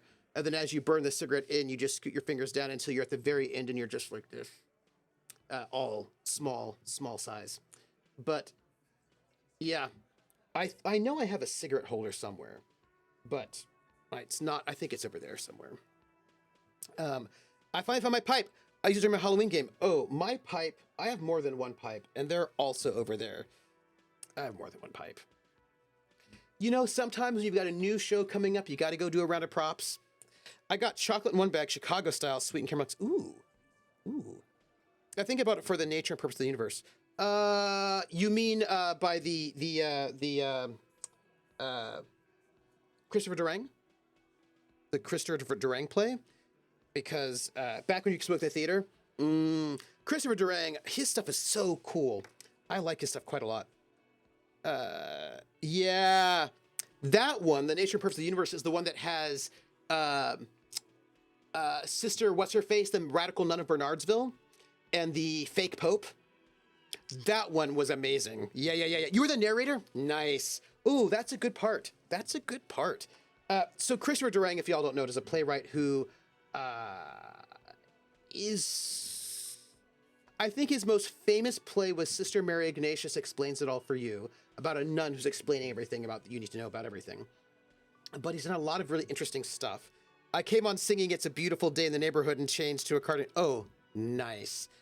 Nice. So one of my favorite parts in Titanic, which is one of the plays he did, in the very beginning of Titanic, you have this couple, this man and this woman, and they're laying on the deck chairs on the Titanic. And they are a couple, they're married, older, and they clearly are not getting along very well. And they both have a daughter, a son and a daughter, and the mother, the wife says, at one point, she says, I just want you to know that our son is not your son. And he's like, what? She's like, yes, after one of your many cruelties to me, I ran off weeping onto the beach, and there I found a hobo. We made love. And so I want you to know that our son is actually, the father of that son is that hobo. And then the father says, the husband says, oh, well, I'm going to go and withdraw our names from the father and son shuffleboard tournament, and I'll move his deck chair further from mine. And then he says, and I will have you know that our daughter is not really your daughter. And then the wife says, what? I remember the placenta quite clearly. And he says, ha, it was all done with toast and mirrors. Actually, the mother was your best friend. And like this idea that this woman thought that she was giving birth, but it was actually just toast and mirrors, is just hilarious to me and also absurd. Anyhow, that's Christopher Durang. He does strange things, and I adore them. Then lit a pipe. I was out in the audience the whole time, walking around behind them or walking the aisles. Good times. Oh, yeah, his stuff is so absurd and hilarious. He did Identity Crisis. He did The Actor's Nightmare, didn't he? The Actor's Nightmare, Sister Mary Ignatius, Nature and Purpose of the Universe. He did a bunch of stuff. I got like a good collected edition of his works. Good stuff. Yeah, it was a directing class project. We got a standing O for it. Nice. Nice, Max Ryder. I approve. So, You lying. didn't break this wagon fort, but you did manage to rattle the people inside a bit. So now I'm going to just say, so, actually, nothing. Great witness. He must be really parched, though. He takes a giant gulp of beer. So much bluster to hide the fact that they're uncomfortable with you having this info. Yeah. You know what? I get a little bit more. Again, we are not great. I'm gonna just take off now. Yeah. Yep. Yeah. That's what I'm gonna do. Just take off right now. The Jamrock Shuffle. Ooh. What happened? I have a new thought. In a way, yes, you are treasure hunting. Most officers from Precinct 41 do what is called the Jamrock Shuffle, cracking open containers. Most of them are from Jamrock or Coal City, the poorest parts of Revachol, that also overlap with the network of royal catacombs called Le Royaume, just beneath the streets. As children, you would all go underground, hoping to find treasure, and come back with a rat's tail or a used needle. That playful curiosity must still be in you. Who knows? Maybe one day the Orbe de Montagne, the Holy Scepter, and the Cocaine Skull will all be yours. Find better loot in locked containers. Cool. I'll accept it. Hey, that's the Jamrock Shuffle. That's good, right? And then we've got Jamais Vu de Realization, which I don't know what's going to happen yet. For that one, but we've got like... We're 80% done with that. That's good. I also feel like I really want this actual art degree. That's the one we're going to go next. We're going to get this actual art degree and then this apricot scented chewing gum. And this precarious world. By the way, we're getting negative things for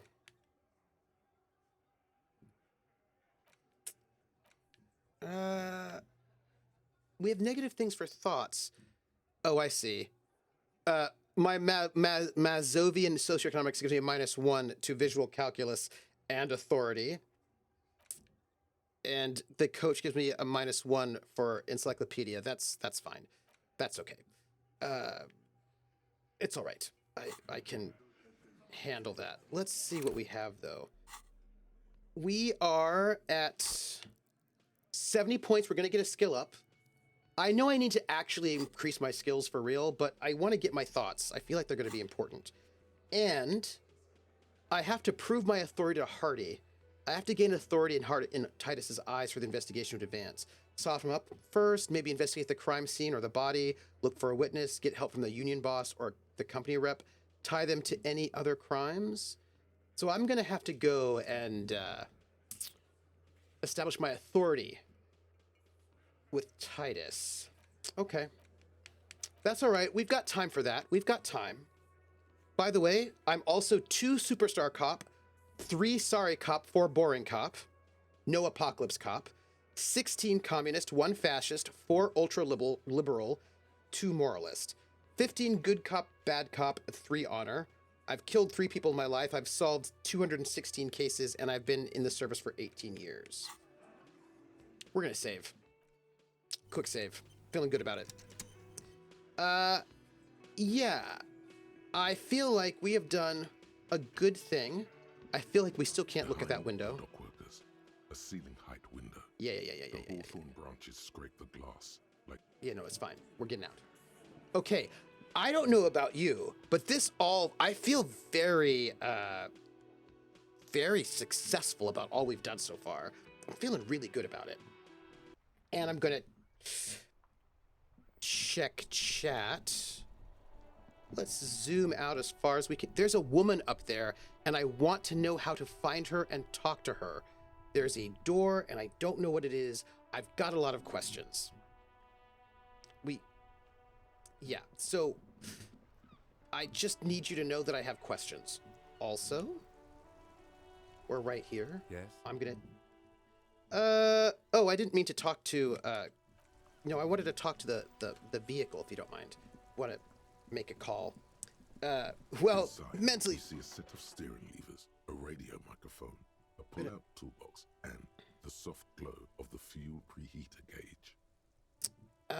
Best part for me was pulling out a huge brush microcardian at the end to destroy Eleanor. Well, mentally destroy her. That one was also filmed on VHS. Do you have it recorded? Granny, hello, how are you? How are you doing? We're solving crime. We're causing trouble. We're smoking cigarettes like a noir detective hero. Rissa says 30-minute warning. Thank you, 30. I have to go get ready for board games. Remind him to eat, chat. I will eat, by the way. As soon as I've got some salmon in the fridge, and I'm going to heat that up as soon as we're done. Also, what board games? Trooper, did you know that sometimes in life you will see a person and yet be unable to ever talk to them? What? No! Grabs a baton from... yeah, someone recorded it. The video should be in the bin with the rest of the... You know, I gotta digitize my videos. Let me pull out... Let me tap on the fuel preheater gauge. Tap on the gauge, the indicator pin jerks as if startled. It's in the large orange sector, indicating the engine is warm. Next to the gauge is a red switch labeled heat. No, that's enough fun with the foldable headlights. I know they are mesmerizing. They're also fragile. I'm not going to turn it on for you again. Fine. I'm gonna pick up the radio. This is Precinct 57. How may I assist you? There was a question about how I prepared the salmon. I prepared it with, I made a sauce of lemon pepper, garlic, and melted butter. There may have been something else. There may have been like olive oil maybe in there as well. And then I poured that over lemon pepper, garlic, minced garlic, butter, and I think olive oil. And then I poured that over the salmon and then I baked it. And I got like a really big, those things are expensive, but I got a big hunk of salmon and then I cut it up into like 6 portions so I could have it for 6 days in a row. And I think I only have 1 or 2 left. which means I'm going to have to make the next round of food. And I suppose I'm hoping I can make the next round of food on Saturday, but that does mean I have to put in an order. And let me think. So what I tend to do is I make like 6 to 8 portions of food at a time. I'm running out of my pasta salad, which I have for lunch, but I have some chicken for sandwiches, and I'll be running out of this. So after fish, I go back to beef. So I need to get some ground beef. I'm going to do these Korean beef bowls, which is like ground beef with like ginger and soy sauce. It's like and then like have that with rice. So I'll do that, and I've got sandwich stuff, and then and I still have yogurt for breakfast. So I rotate beef, chicken, pork, fish, and then sometimes I'll throw in like a lamb or something. Like if I do shepherd's pie, then I'll throw lamb in, but I don't think it's time for me to do shepherd's pie because shepherd's pie is potato, and I've been having potato with my salmon. It's like salmon, like potatoes and salmon. So I think I'll do like rice with beef, and then I will do, maybe I'll do shepherd's pie after that, and then I can do something. I just gotta do something with the chicken. I've got some. I could maybe do maybe I haven't done in a while. I haven't done Wiener chicken schnitzel with German potato salad and Blaukraut. I haven't done that in a while, so maybe I'll do that. That'll be my chicken. We'll be doing some Wiener schnitzel, and then I suppose that's all I need to worry about right now. And I actually think I might have all the ingredients for the Wiener Schnitzel. I'll just need to get some potatoes, bacon, and I have onions, actually. Ooh, that means I should maybe do that sooner rather than later because I don't want the onions to go bad. Anyhow, I need to make an order for groceries. That's what I need to do. Arkham Horror. Ooh, Arkham Horror is so good. Who are you playing, by the way? Rissa, who are you playing? I just wanted to pop in and say hi, but I can't say because I'm starting to fall asleep. Oh, go to sleep. Get a lamb shank and two and braise them with tomatoes and greens. Ooh, I haven't done a lamb shank, and I do have I have both a Dutch oven and an Instapot. I bet a lamb shank would be really good. You know what, Vulpes? I'm gonna start looking for some lamb shank recipes because a good lamb shank recipe would be a nice rotation in to my my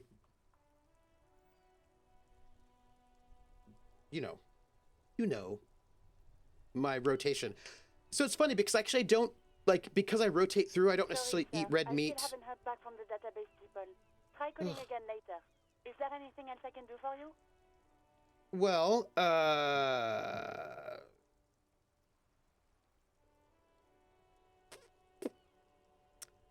please connect me to Sylvie again. Just a second, officer. Thank you for your recipe. Please do. Thank you. Thank you, Vulpes. Sylvie Malaika on the line for you, officer. Thank you. Hello? Hey, Sylvie, it's the police again. Oh, great. What else do you need, detective?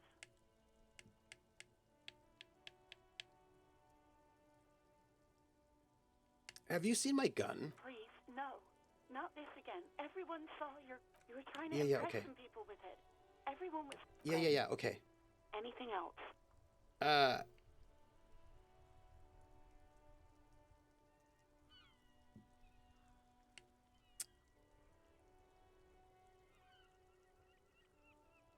had my patrol cloak earlier, but have you seen my policeman uniform? I never saw you in any uniform. You had your things on. The disco things. Thank you. Somewhere in a dank rental apartment, 2 police officers stand in the dark. Trash and liquor bottles cover the floor. Things are not good. One of the men, trying not to slip on old newspapers, makes his way to the window and pulls the curtains apart.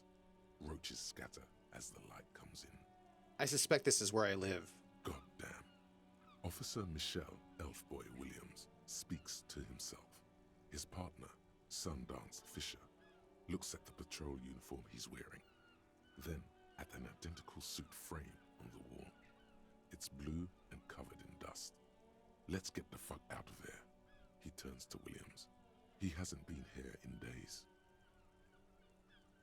I feel like I'm having a hard time, you know what I mean? Have you seen my badge? Yes, I know who you are. You're a police officer. No, I've been lost. This Yeah, I know. exact conversation has happened before. Establishing authority before this young girl seems to have been important to you in the past. Don't go there again. Right.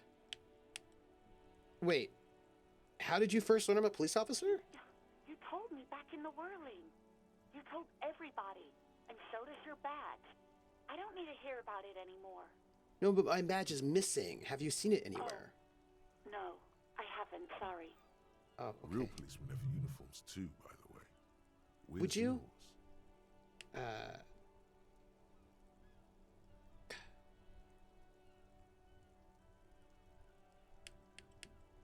I'm gonna let it slide. I don't need answers for every little thing.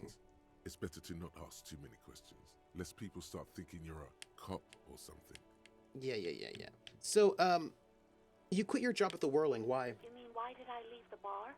Yeah. Honestly, I'm not really comfortable discussing it with you, sir. Yeah, I have an Why idea. not? Wait, why aren't you comfortable discussing it with me? Let's just say I left because I needed to get away from someone. Get away from whom? You know whom. You think you hear a sliver of accusation in her words. Don't be paranoid. She's obviously talking about someone else, not you. You mean me? You need to get away from me? I really don't want to talk about this. Let's just forget about this, okay? All right, I won't push you on this. Are you ever coming back to work? Maybe, I don't know. I just know I have to take some time off right now. Okay, well, thanks. I got everything I need. Thanks. You hear the cord breaking up. I think it was actually that guy that got murdered. That's what I think. The already familiar voice. Anything else I can help you with, officer? Yeah, can I be to the 41st again, please? Just a moment, officer. It's probably a bad idea. 10-4, come in, officer. Over.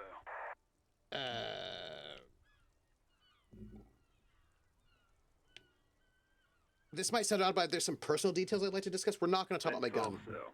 Sorry, but I'm under orders to give a negative to request for personal information. Over. You mean you can't tell me anything about me? But I'm me. 10-4. Orders are still orders. Anything else? Over. Okay, well, bye, 10-10. 10-10, over and out. That's weird. What? Okay, you know what? Fine.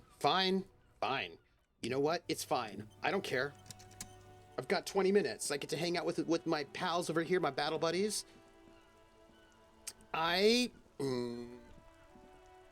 We've got some stuff going on in our lives. There. Working class drunk. You know what this means, right? Okay, solved? All in a good day's work. Wait. What did I crack exactly? What do you mean, what did I crack? Look at how working class that drunk is. Oh, it's your husband, the missing husband. And you found him. Now go and tell the working class woman. Protect and serve, recruit. Didn't she repeatedly tell you her husband isn't missing though? But he is missing. You heard her.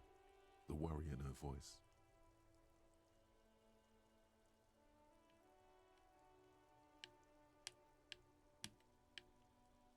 Who? Authority. Authority is... These are all voices in my head, Max Ryder. These are all voices in my head, and not all of them are, have my best interest at heart.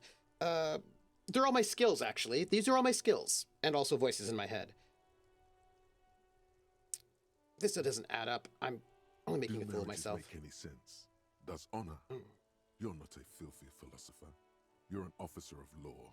It's time to ace this case and not brood over your reputation. We can deal with the perception management later. Well, give me the champagne. I'm going in. There's no need for champagne when there's honor, recruit. Go and tell the working class woman what you found right now. Well, I'm gonna tell her. Well, I think I'm gonna talk to him first, though. Hello. Nope. Okay, I'm gonna tell her. Just so she's okay. Also, what am I wearing? Sorry, before this goes any further, what am I wearing? I need to know. Because what if I'm wearing inappropriate things? I have got some logic, encyclopedia, visual calculus. Okay, well, I have got a white tank top. These are going to be electrochemistry. This is going to give me esprit de corps and shivers. Savoir faire, electrochemistry. Conceptualization. Half-light. Suggestion. Conceptualization. Logic, not authority. Logic, not suggestion. Drama and electrochemistry. Drama. So I've got some composure here, some interfacing, some inland empire, some visual calculus, encyclopedia, esprit de corps, logic, composure. I feel like maybe this. Let's go with let's take our patrol cloak. Let's wear that. And let's just chat with this person. I protect and serve, madam. I found your husband. God damn it, I already told you. My husband isn't missing. Well, I found him nevertheless. I'm that good. Very well then. Where is he? There, I'm going to point out. Excuse me? I don't follow. There's something else hiding in her voice, though. A trace of worry. I found a working class drunk. I thought it might be yours. Because working class women come with alcoholic husbands. No, You just know me. what? Remember, Yes? about that what. Never ever say what.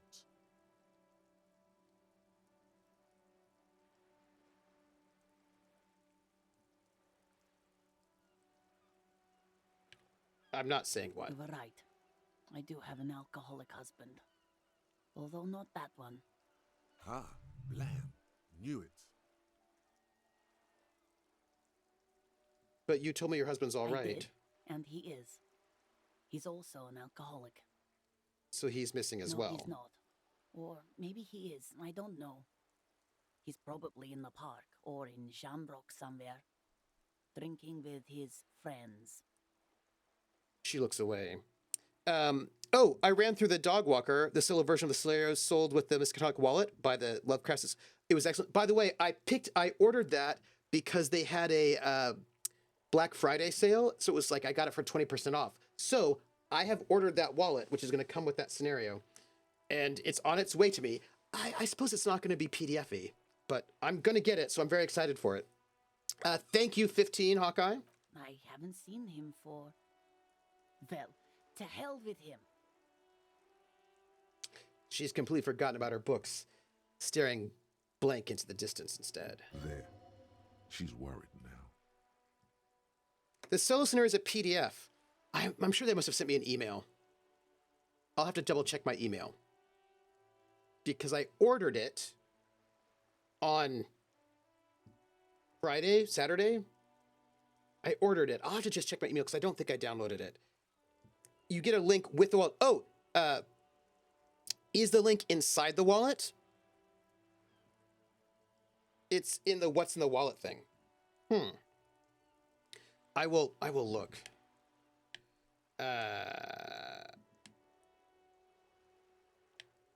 Don't worry. I'm going to find him and bring him back home. I promise. She sighs, but you can detect a slight hint of gratitude and relief from her face.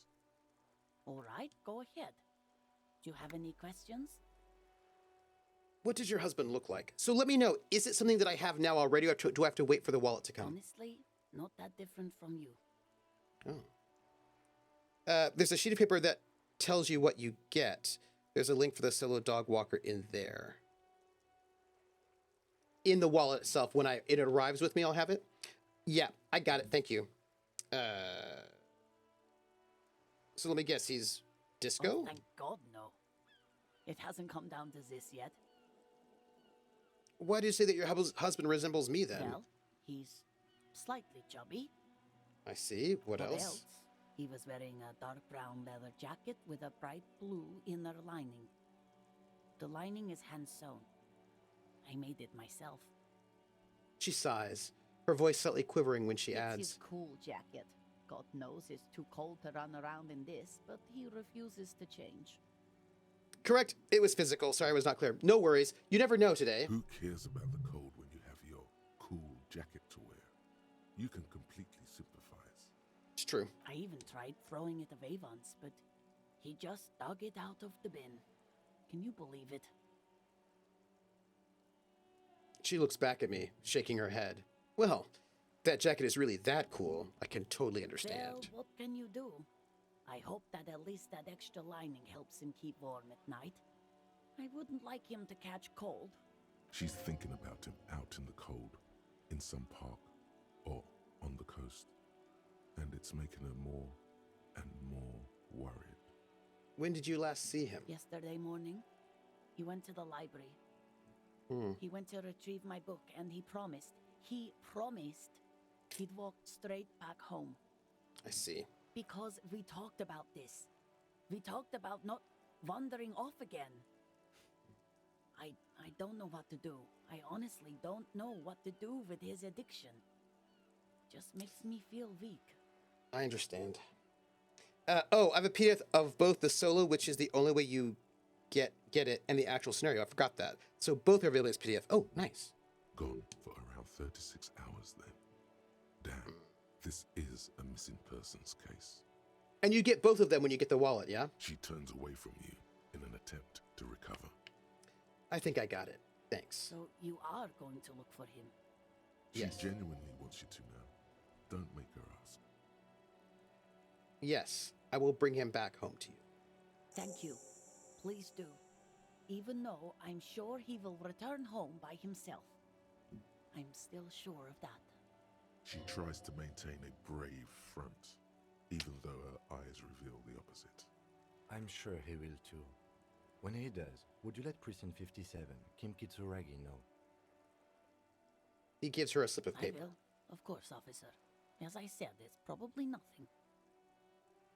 The woman takes the slip of paper. It's a phone number. Thanks. I'll get going then. So, we have some things we can do, things that we're supposed to do, things we should do. There are a lot of things going on here, and we only have 10 minutes. I want to go back into that building and check out that body, but might as well just talk to our friend Rene for a moment. Since he's here, we can show him the photo. I think I might have to hold the photo in my hand, perhaps. Items. Yeah, so let me... Can I just... I may just have it. Just have it. So I'm going to interact with him. So I've got a photo. God damn it. Pull yourself together, Rene. What do you want? When you play it, says Max, follow the instructions for removing certain things, or better yet, have a friend do it. I didn't, and I think it would have made it more immersive. Oh. Okay. Yeah, the wallet comes in a little box from the shop in Arkham. The Dogwalker physical copy comes with it. Okay. Okay.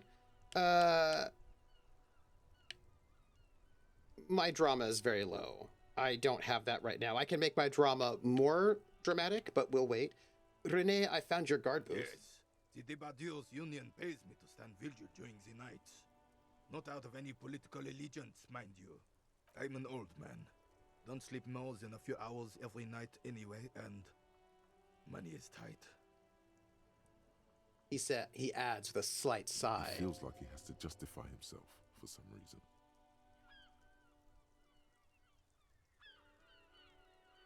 I saw a picture in there. You were in it. You looked happy.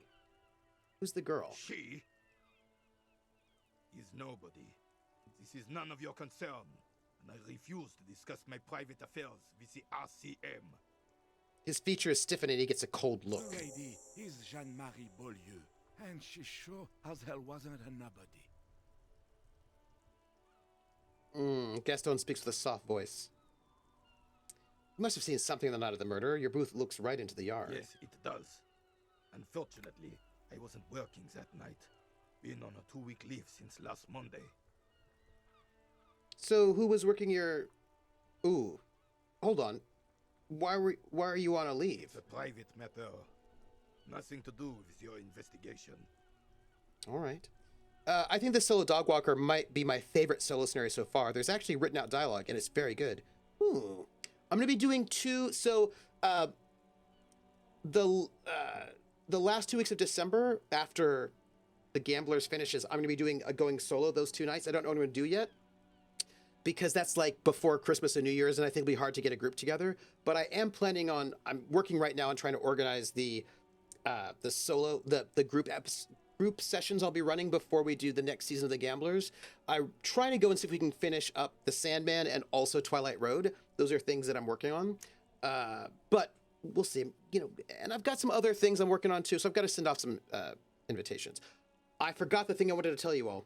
You see, officer. I'll tell you in a second. If the kind of man would rather die than admit he needs medical assistance or, God forbid, sick it, a real man's man is just gonna ride it out. Not healthy. I'm fine, goddammit. Mind your own business. His outburst makes him clutch his chest. Just got to cut back on coffee. Or you go to the doctor. So who was working your shift that night? One. The boss has been unmanned since last Monday. There's no other guard. It's just me. No one has been guarding the container yard since last Monday. Yes. It's not actually an issue. I mean... He nods before hesitantly continuing. Look, officer, the container yard doesn't actually need a guardsman. Never had one before, René. Monsieur Claire had that booth built specially for him. It's mostly decorative. Mostly decorative? The possibility of someone being in there is enough to discourage any ill-minded individuals. He tries to argue. Evrard created this job for René because he knows the Royal Carabinier's pension of honor and PTSD isn't something a man can live off. A decorated Kingsman collecting tear reflects bad on the whole neighborhood. His words. Thank you, 5. Evrard gets it. The big guys looking for the small, everyone working together. Love it. Such a dependency only weakens the man further. No. Renee's but one man. We need a program. Get all the elderly back in the job market. He feels motivated. Renee should rent out his services. Invest. No. There's obviously nothing wrong with tarot collecting. It's my side too. We're going to say Evrard gets it. Big guys looking for the small and everyone working together. Oh. Not number 2. We don't want to put people in the job market. I don't like that. People should not have to work all the time. Not the investing. No. I'm going to say Evrard gets it. Can we conclude the topic of my guard booth now? There's a grimace of pain on the old soldier's face. Looks like he wants to argue, but he can't find the words. Well, I got it. Thanks. Yes. Like I said, it would be up anyway, so might as well keep an eye out. It keeps my senses sharp. I do want to hit this right there, but I do not have the drama at the moment. I'd have to wear different clothing, and I do have a lot of dramatics. I have dramatic clothing. I could get... What am I? I'm at a drama like a... I'm at a drama 2, I think. But a drama 2, and I could get to drama... What could I get? How much more drama could I get? I could get drama...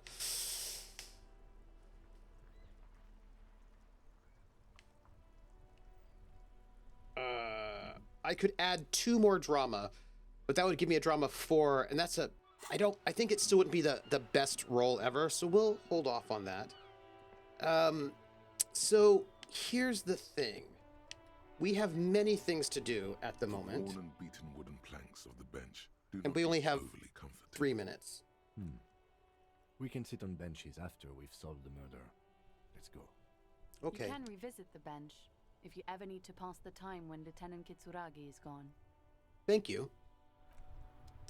So, I really think that we have some investigations of that body that we should do a bit more, but I am not certain.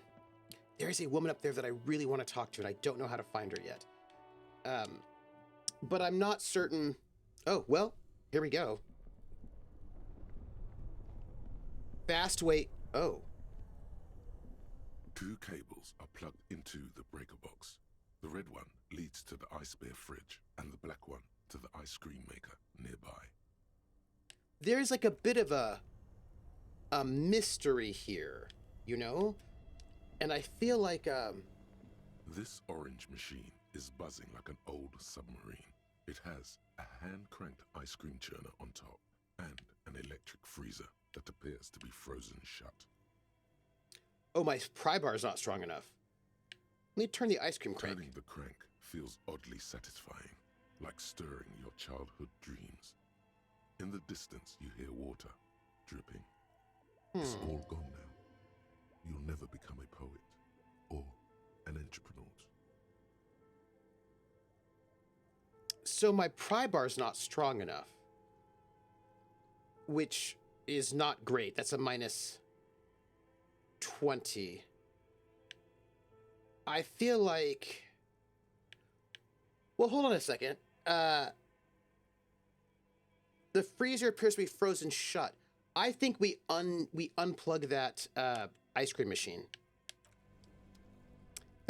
Max, that's what I was thinking. We're going to unplug this ice cream machine and perhaps it will melt a bit. 2 cables are plugged into the breaker box. The red one leads to the ice bear fridge, and the black one to the ice cream maker nearby. We will unplug that black Something cable. close to you dies with a soft electric purr. Why did you do that?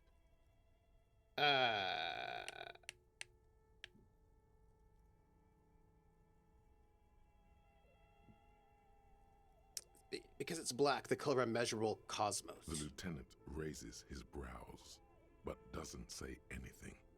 Very dramatic. The electric distribution board now has 1 cable missing. Now we're gonna leave. We don't have much time left here, but I just want to see what we got here, you know? This orange machine is dead still. It has a hand-cranked ice cream churner and an electric freezer. The ice around it slowly melting. Okay. The pry bar is not strong enough. The machine is unplugged. I think maybe we give it a little bit more time for it to melt a little bit more. I.e., we wait a little bit longer, perhaps. And in the future, we'll just come back to it a little bit later. You know what I mean? Because the thing is, I think there's something important in there that we're going to need to think about. And we've got a body to investigate. I think we'll be okay. I think we just have to wait a little bit more. A thick layer of coal dust covers the furnace, coloring it pitch. No, that's fine. Before we go, I just want to check, because we have to go. But in terms of, I've got 94. I'm going to be leveling up really soon, which is really good. We just need a little bit more to level up. We are really close to finishing this thought. I don't know what it'll give us, but it'll give us something. Which is the thing about trying to figure out who I am from my past. So that'll be really good. We're very close to that. I'm feeling really good. Let's see. We are... I feel good about it. Oh, I know what we're looking for. I just want to see what we have to do here. We've got a bunch of hangman perception. We really need to get our perception up. Interfacing the punch clock payphone. I think we might be able to do something with that. Electrochemistry. We might be able to get something there. The trash container. Maybe we can get something there. We'll see. Interfacing. All right. Well, we've got some stuff here that are going to be hard, but I think Physical instrument heroic. I do think we've got some stuff going on that we can make ourselves... I feel like we can get somewhere. I think we can. The bear's eyes All right, it's time to save and quit. glowing red. It's guarding over the freezing corpse hidden inside its belly. So here's the thing. I don't want to investigate him just yet because our perception is low, and I think this is our last time of doing it, so I think we're gonna try and wait a little bit on this one. Although we can try to remove his I thought boots. we decided to leave it to processing. Let's not turn this into some kind of circus. Damn it. This is turning into some sort of mega puzzle. Okay, so you can sneak out of your room maybe, after he's gone to sleep. All right, we'll go get them later. It's fine. It's great. Well, my friends, I feel like what we're gonna do is leave this as it is for a moment. This Step orange outside. machine is dead still. It has a hand-cranked ice cream churner and an electric freezer. The ice around it slowly melting. I imagine we might need to wait a day, perhaps. Perhaps we just wait a little bit longer. I can up my physical strength some, but I feel like we'll wait a little bit. So here is my thought. I would like to set ourselves up for success. I think in order to do that, we're going to be where we need to be for the next part of our mission. I think what we need to do is talk to our, what do you call them? Like, talk to our people.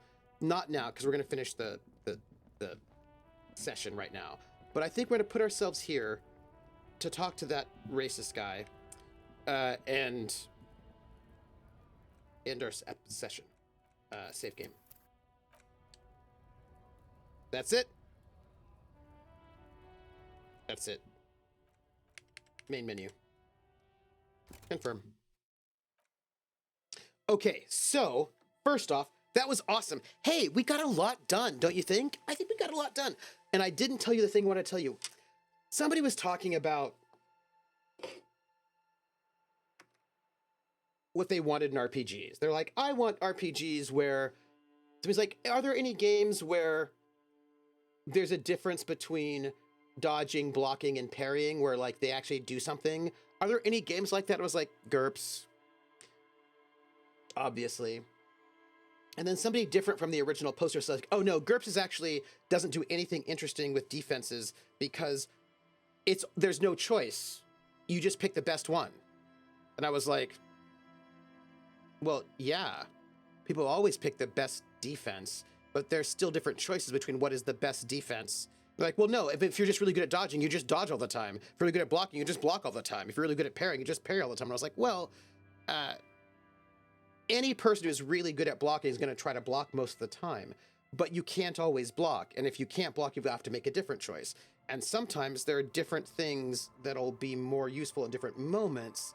And I think, and somebody was like, oh, what he wants is a game of solution that's like a paper, scissors, rock, where you just have to guess what they're going to do and you try to counter, as opposed to what your character is good at. Anyway, but I was trying to explain that there are a lot of interesting choices in defense in GURPS, especially if you're going to use the martial arts rules, about like do you retreat, side slip, or slip? Like there's like range management. There's all sorts of stuff that you can do. And it reminded me again that I really want to run an arena, but I really want to get that. I think they've done a lot of changing in the character sheets. The character sheet might be better. Because I really want to set it up so that there are character sheets that are functional and useful and practical. So I really need to, because I really want to run another one of these. We did a little bit of a test run, but I really want to run a GURPS arena for you all, with you all.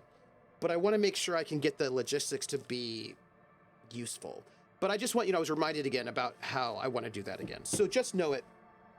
I'm thinking about it, and I want to see what the new character sheet is like, because I hope it'll be good. Yeah, okay. I only ran a one-off to like test, and now I actually want to do a really nice like a tournament. Is what I want to do. Like probably I'll be like, what's the word? Not too ambitious. I'll put out a word for 8 people, like a sign of 8, and we'll do like a a full-on tournament, like the brackets, you know, 8, 4, and then down to 2, then down to 1. That's what I want to do. I want to do an actually really good tournament, and with a full, like we'll do a bracket. I want to do a bracket of 8 to start, and run it for like an afternoon. But I want to make sure that everything's going to be useful. And what's really great is that now that guest star is happening, guest star will make it really easy to do the tournament, because people come in and out, and that will actually be really, really practical and useful. So there's some new logistics that will make it a little bit easier to do what I wanted to do in terms of Twitch. And I'm gonna just check out the new version of the GURPS character sheet to see if it'll do what I want it to do, and make it easier for folks who want to jump in to do a tournament. But I really want to do it. It's something that's really important to me, and I've been thinking about it for a really long time. I really want to do it because I had so much fun doing a play-by-post tournament. I did one for like on rpol.net for like 2 years, and I had so much fun. I really enjoyed it, and so I really want to do it, and I have some ideas about things that would be really neat to do for it, so I want to do it. All right, DSA has parry dodge and also some advanced parry maneuvers you can learn. Oh, Deshvatsa, nice. Yeah, Deshvatsa Algo has got that nice level of crunch that I like. All right, not too ambitious. All right, I'm gonna go. So let me see. Thank you all for being here. You all are wonderful. I appreciate this. You can find, look, Candela Obscura is happening tonight at 10 p.m. and we're gonna get Abria GMing it. I'm really excited to see how she GMs Candela Obscura. So I will be there watching. If you want to chat with us in chat on the Discord, you can hang out with us there. The next time you can find me will be tomorrow at 7 p.m. Eastern on this channel for The Gamblers, episode 9. There'll be a pipe fight and a discussion with an academic and a professor. And then on Saturday at noon Eastern, my time, on this channel, will be Rain World Part 2. And my goal is to just try to hibernate as much as possible to see if I can get my level up enough that I can get through one of those gates.